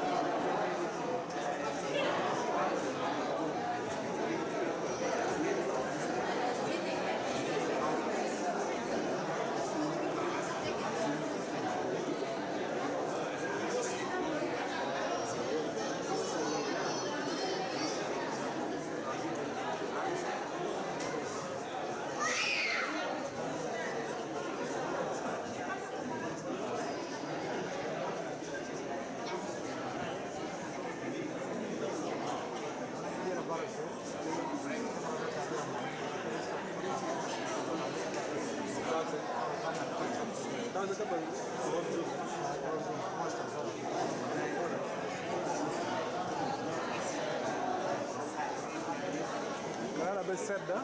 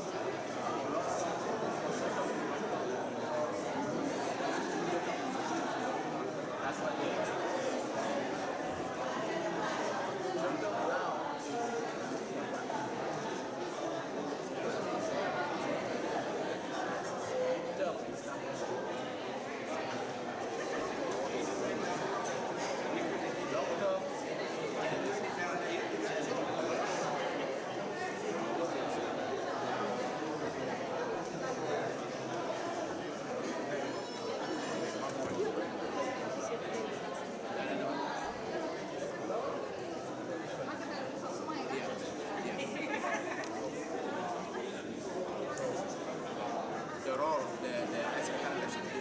Your role as Essca calendar should be is to mobilize the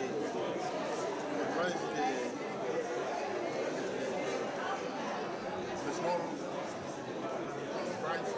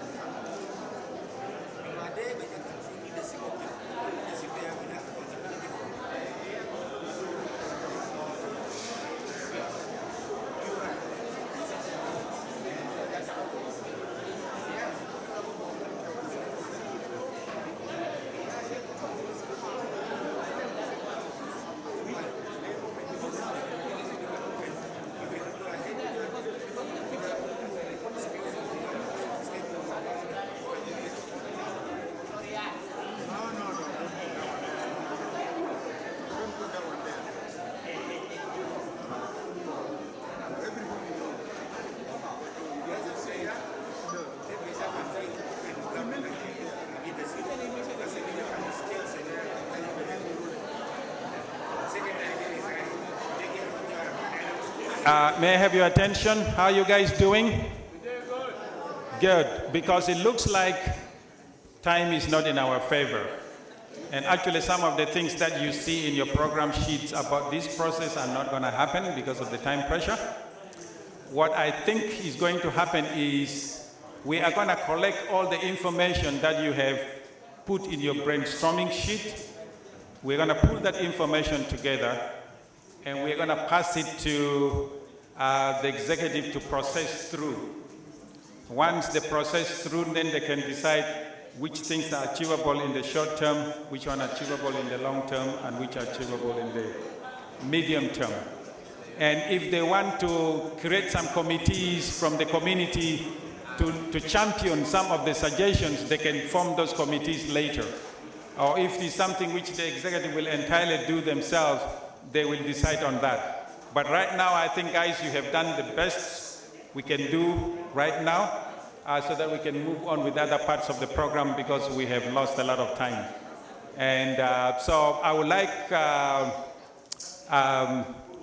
the guy helping me there to collect the papers, the sheets of papers that you have put together.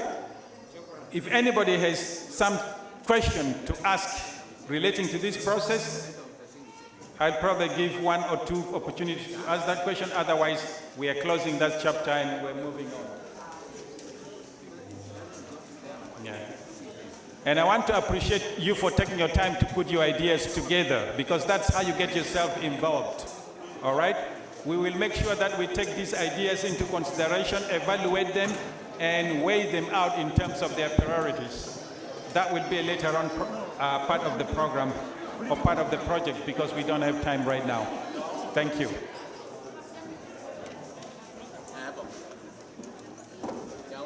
Master of Ceremonies, I would like to pass on the program to you right now so that you can move on to the next program. Thank you. Okay, thank you guys. Give yourselves a round of applause.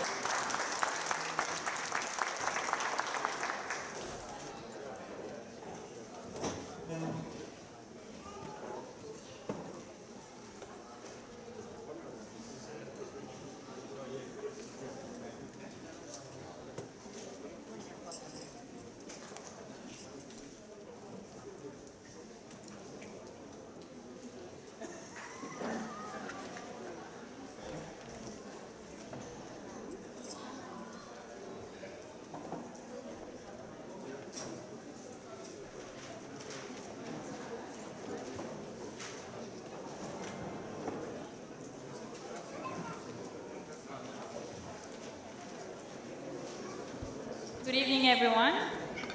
So now I'm going to call our elders to come and give us some word of encouragement. And I'm going to call, the first one will be Mr. Osvaldo. That's from British Columbia.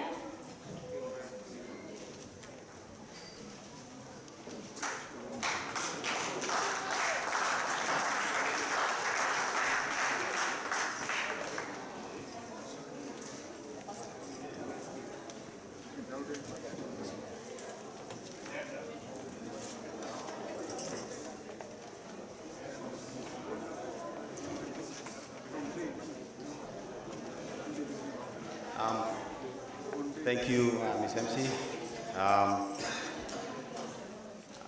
Like she said, my name is Osvaldo Obwara.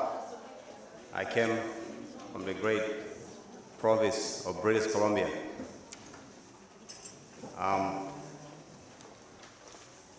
Mr. President, board chair,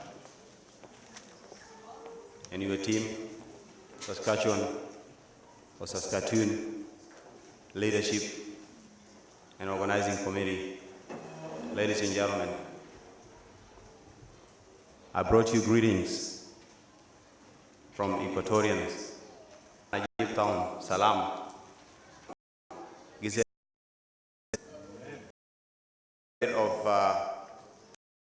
Because of our challenges that many of you have spoken, community went down and it was dormant for a long, long time. And it was so sad. But to come together is to form electoral community.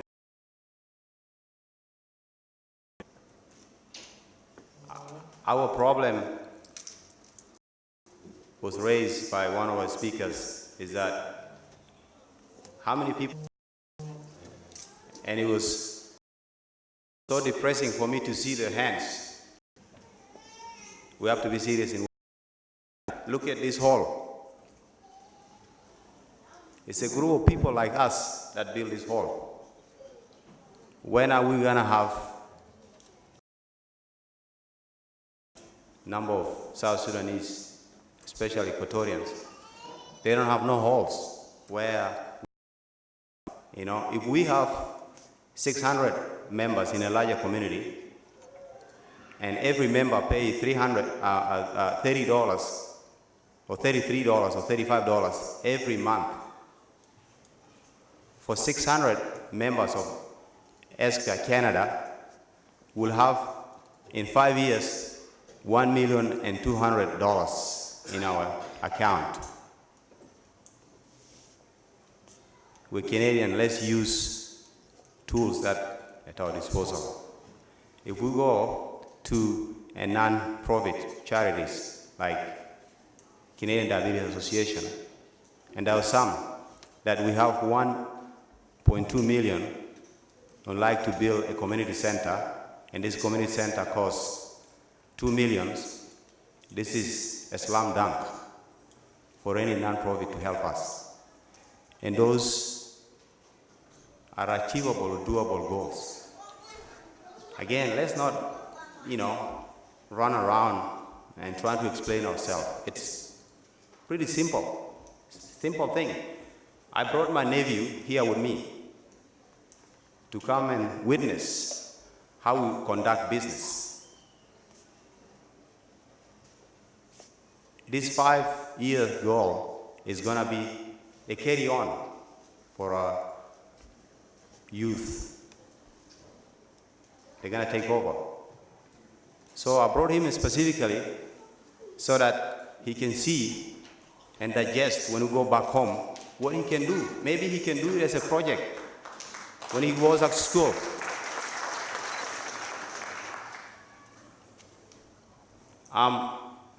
I wanted, if you don't mind, Ms. MC, that if Thomas, my nephew, can just come and say hi to all of you, and maybe say a word or two. Thomas, if you may. The reason why I'm saying this is that all of us have kids here. We need to involve. These things belong to the kids. Yeah. You want to say hi, Thomas? Hello, everyone. Hello. It was good to come here because I got to learn some things, and it was a lot better than just staying at home and doing nothing and going swimming like twice a week. So.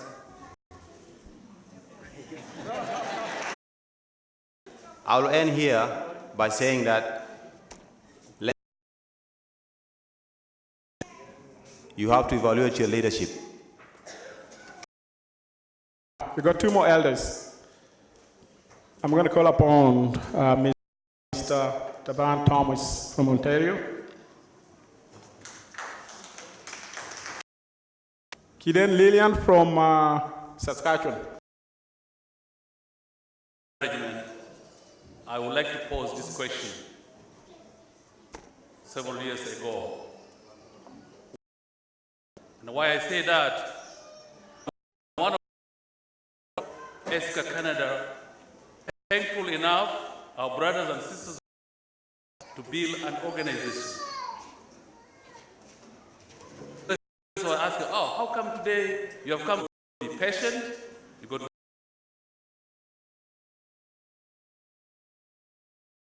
in living in Canada, they this, A, B, C, and D.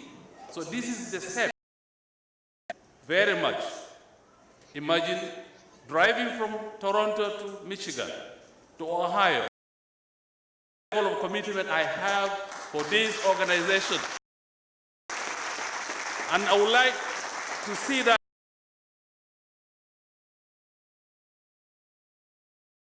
come with we'll probably hear from Essca Canada leadership, and we'll.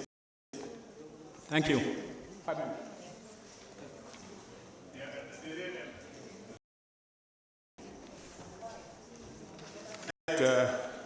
I have thoughts of here to greet you and to let you know who I am.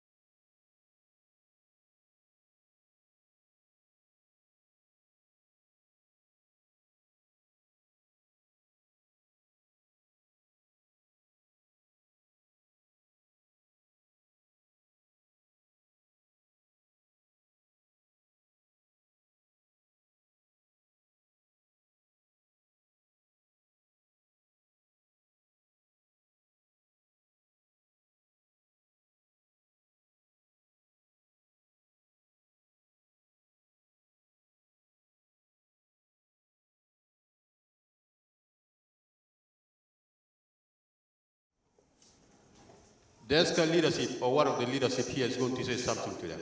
And like I say, time, let us just use this time for them. You know, today, God has given us this opportunity and to hear from our kids, from our young men and women. And we've been dreaming of doing this for them. We did this community for them. And thank God, today is the day. Clara earlier said, today is the day that the Lord has made. Amen? Amen. Today is the day that the Lord has made. Amen. And we'll be rejoicing in it. Because our kids are now showing us that they are able, and they are able to lead us and to take us to the next level, from glory to glory. Amen? Thank you, Pastor Angelo. We were out in this room here almost for an hour and a half for an important discussion that we felt as city leaders and some of the elders here that we wanted to have a side discussion, and we are pleased with the outcome of that discussion. That's why it took a lot of time, but always does require a dedication, and I really just cannot be grateful for all the time that you have given here, you as participants. And so I would like to invite all the city leaders up as Pastor Angelo is going to pray, because these young men and women came from all different parts of Canada.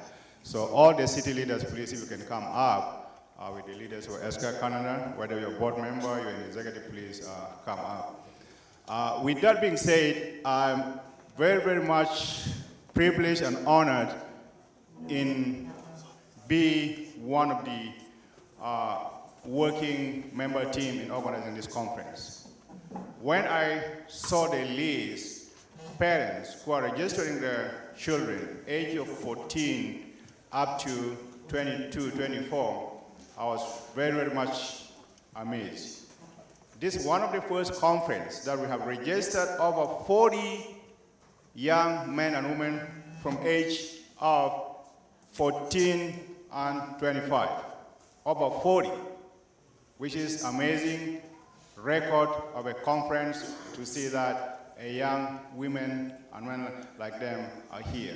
And again, I say like yesterday, I just want to say thank you to all the parents. Thank you to you all for the presentations. I was not here, but I believe I'll get later on, and I believe in you that you are the leaders of this community for today and tomorrow. Please stay engaged from now on with your parents, with your city community leaders. I know a lot of people inspired you in this hall. I was talking to some of the girls here and men yesterday, and when Dr. Teddy gave the presentation, a lot of young men and women, they really just felt that they grabbed something. When Vicky gave the presentation, I was talking to my daughter, and one of the girls came from BC yesterday. I feel contented that regardless the time shortage that we had, and in this planning of this conference, putting all the programs, I felt that if these young men and women grab something here, one thing, I'm very pleased with that. And that's the take that we need to take. To you parents, thank you. I cannot thank you enough for this. Continue to encourage them, and you young men, continue to do what you're doing, and women. All with my colleague, city leaders, I could not be proud more than what you guys have done for coming all here to Saskatoon and do this for us in the city of Saskatoon. We are so, so grateful. So I just want to say thank you with the leadership. Thank you with the spirit that you have given us, with all the discussions we have. I'm so pleased with you. And thank you. I'll hand back the mic to Pastor Andy.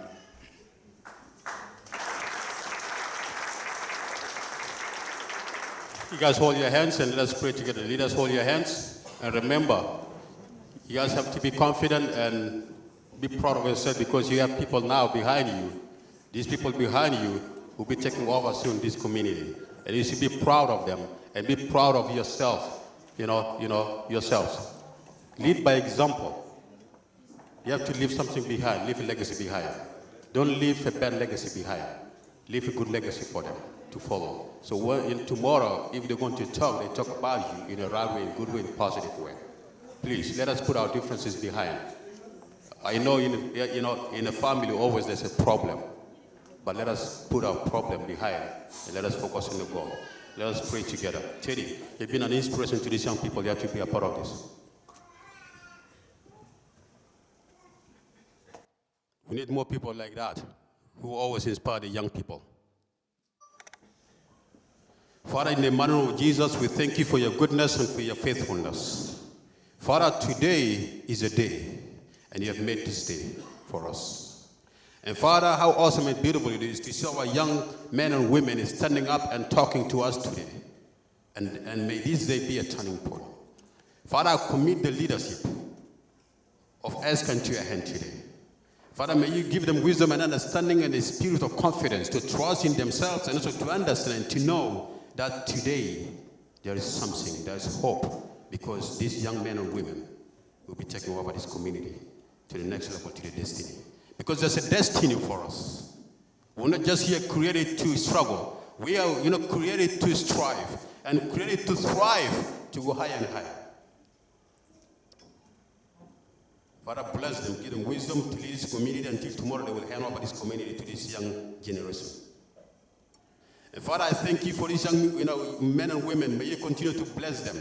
Father, protect them and cover them by the blood of Jesus. Father, disconnect every hand of the enemy. Father, disconnect all the plans of the enemy. Father, I pray and I disconnect every confusion that's trying to take, to confuse them and everything, and the enemy that's trying to steal them away from their goals and to divert them from their goals. Father, I pray they will accomplish their dreams and their goals. And Father, to be successful people and to be people who will contribute to the well-being of this Canadian society and also for our community and for our community, South Sudanese community. Father, bless them. Father, I also pray for their parents to have forgiveness. Whatever they said here today, some of them spoke directly and specifically about their parents. But Father, I pray for forgiveness and may they understand that these young men and women are talking the truth. And Father, I pray that you bless them and bless us all and bless this country. In Jesus' mighty name I pray. Amen. Let's give a hand to the Lord.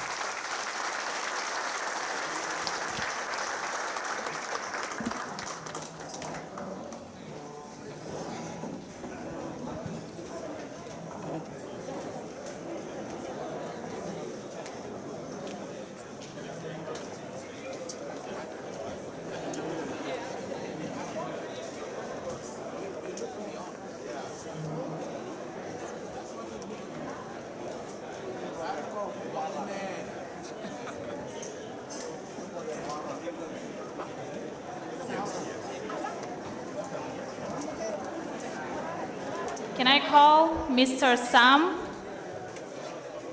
Lole to come up, please?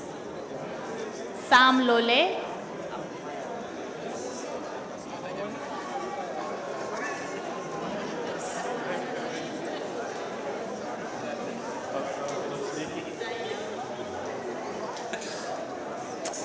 Good evening, ladies and gentlemen. May I have your attention?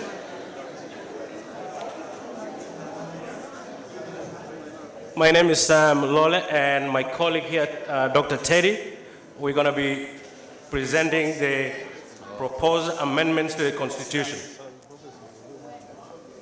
Several of you had access to the copies of the Constitution yesterday, so you can examine it, and we present it with the hope that you have understood what is in those documents, and we can pass those articles.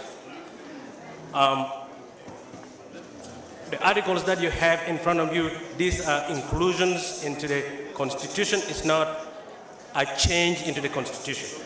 So it's an addition to make the Constitution a little better and address some of the challenges that are not addressed in the previous Constitution.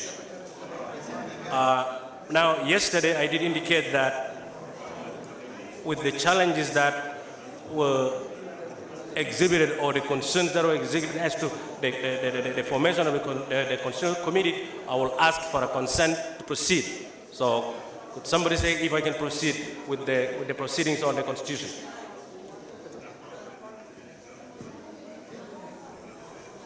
Yes, sir. Thank you, sir. Now we'll move directly to amendments for Article number 3, which deals with the definitions. Does anybody have an objection to Article 3?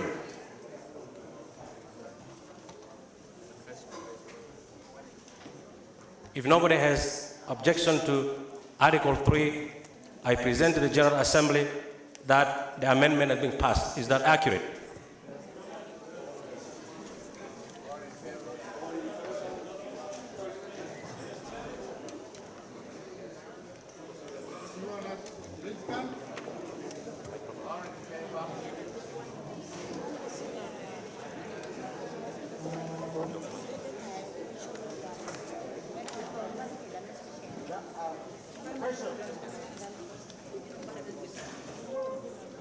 Sorry, there is an announcement that needs to be made. Just give me 10 seconds.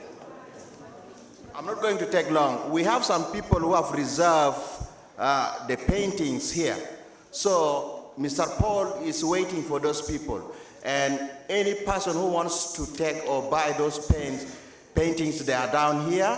The prices is from 25 to 75. So if you have talked to Paul, Paul is ready to meet you and take your money. Thank you. Now, maybe a point of clarification. If a person has an issue with a particular article, that can be noted and will be examined and it will be incorporated, because an unwritten amendment shall not be taken at this particular moment. Thank you. So, I have an issue with Article 3.2 B.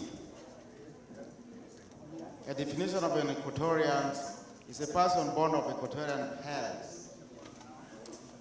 I need to clarify parent here is that the word parent should be on a paternal line instead of just parent.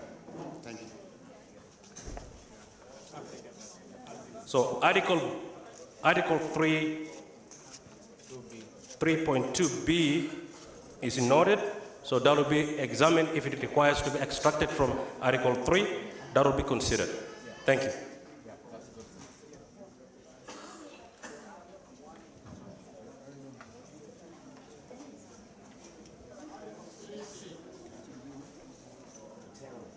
That a spouse of an Equatorian, you need to look into that.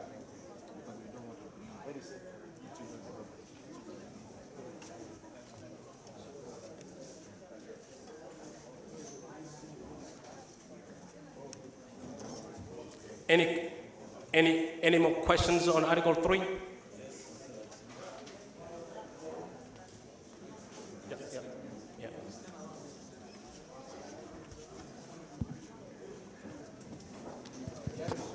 Article 3.9, what's a member defined as any registered member of Essca Canada? You know, the first constitution, there are two different kind of members. I don't know why it's two.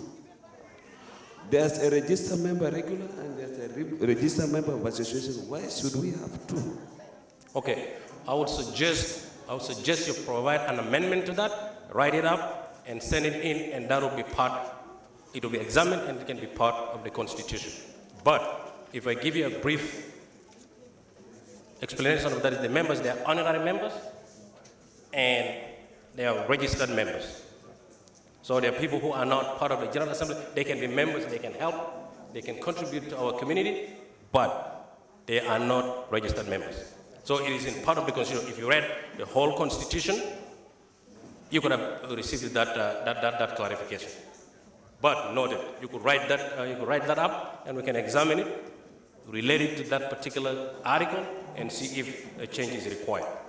Yes, okay. Well, the reason I bring this up, because if I register for both membership, I have to pay the monthly subscription twice. That's the reason I brought this up. Thank you. No, that is a clarification to the kinds of members as part of Essca, not an individual registered twice. want to clarify that the C, they said a spouse, because a spouse can be a woman and can be a man. That means if a man from a different community is married to an Equatorian, that means that person by law is going to be a member of Equatorian. Is it what we need? So if, for instance, if a man who is, non-Equatorian marries our sister, can he be fully a member based on this? Excuse me, please. Do not read an article in isolation. Do not read a specific article in isolation. It appears in the general members that it must be an Equatorian. In the previous subsections, it must be an Equatorian born to. But do not read it in isolation. Okay. An Equatorian, for the purpose of Essca, Canada, means an indigenous of Greater Equatorial Region, a person born of Equatorian parents, or a spouse of an Equatorian. To me, I understand it can be a man, it can be a woman. That is English. And I apologize for the lack of language.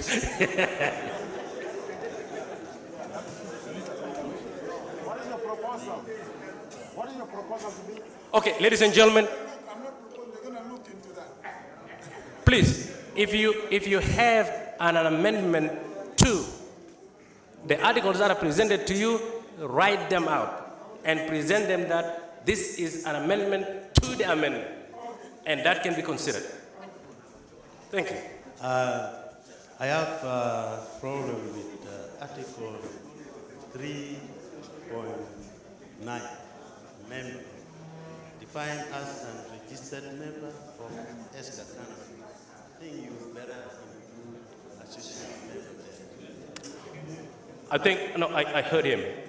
I think that was raised by one of the members, and we have indicated that that article will be examined and correlated to if it is addressed in another article. But that can be looked into. Yeah, but necessary to include associate.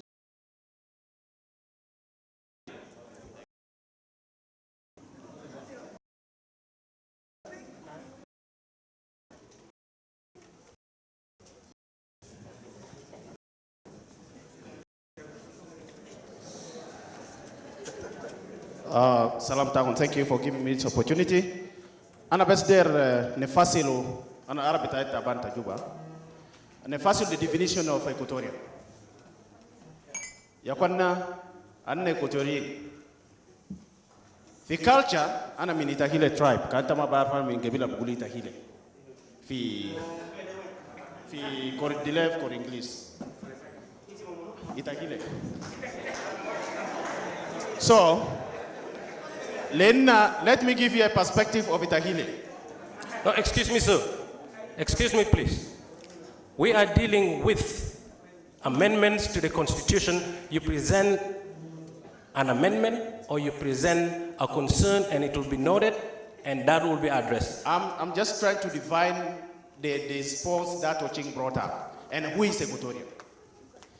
I'm just giving in the perspective of Itahile how Equatorian will be. For example, for us to be an Itahile, your father must be from Itahile. And for you to be Equatorian, your father must be Equatorian. Lo jana tanna Josu le zoltani, o mo Equatorian, o binia tanna. Lakin rajil toma minna. This is what have to be very clear here. The same thing, lo rajil jibu maratani. Lo jibu maratani minna, le neni. O Equatorian lakin kanina gonu sajata gigade, o mafi fogo. Let's be honest. Okay? O bukuma fogo. So, Equatorian definition must be very clear. This is an identity that we want to pass to our youth. Who is Equatorian and who is supposed to be a non-Equatorian. And this is what we call associate. These are associate members. Del bija, yom nimretnik anna kurala blugara de, yom bija fogo. Thank you. You're welcome.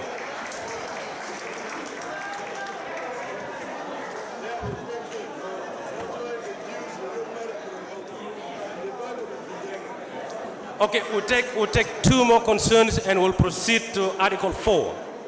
Just 1 second, please, before you proceed to Article. My concern is, may I have 1 minute, please? Ladies and gentlemen, may we have your attention so we can hear what the gentleman is saying?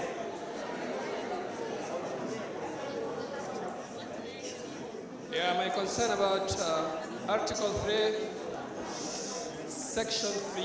So please, I cannot hear you. Okay, then you have to. Okay, ladies and gentlemen, we're trying to capture what everybody is proposing or whatever is saying. So if you could please be quiet, or if you could lower your voice, so that we can be able to hear what the gentleman is saying. Can you hear me clearly? I think I do. Yeah, my concern is about Article 3, Section 3.A. Are you there? Article 3, Section 3.A. Is it 3.2.8? 3.8. 3.8. About the quorum. The quorum means the minimum number of registered members that must be. I think you're talking about 3.8. Is that accurate? That's what I'm saying. Oh, I thought you said 8. Sorry about that. Article 3, Section 3.8. About the quorum. Please proceed. Yeah, the quorum here says it should be 10%. So this 10% should be from those who are attending the meeting or those who are registered. That's one. Number two, I would rather go with 50 plus 1, half plus 1, than 10%. This one here, we're talking about meetings. Yeah. And if we take this population right in here that are General Assembly, if we're talking about 50%, that means this does not constitute a quorum. Because in the whole of Canada, registered members are more than 500. And we only have here 200. So the 10% is 10% of registered members, but 2/3 of the executive, because the executive cannot pass a resolution or cannot conduct official business if they have less than 2/3 of the executive. Yeah, that is an executive. I'm talking about the General Assembly.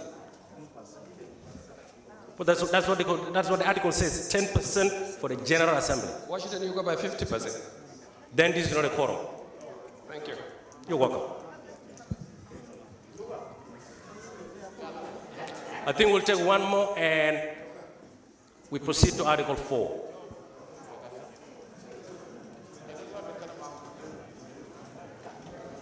I just have a quick question here. In terms of the, I heard from the executive that the $100 that we paid, that is $20 minus for registration. And I haven't seen any registration forms here. How do we account the members who are paid and they haven't filled the form?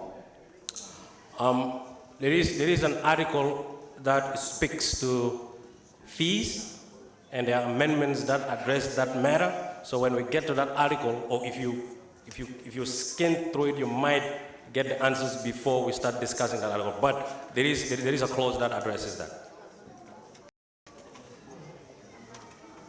Parents. For example, if you are the father of your kids to equatorial meeting.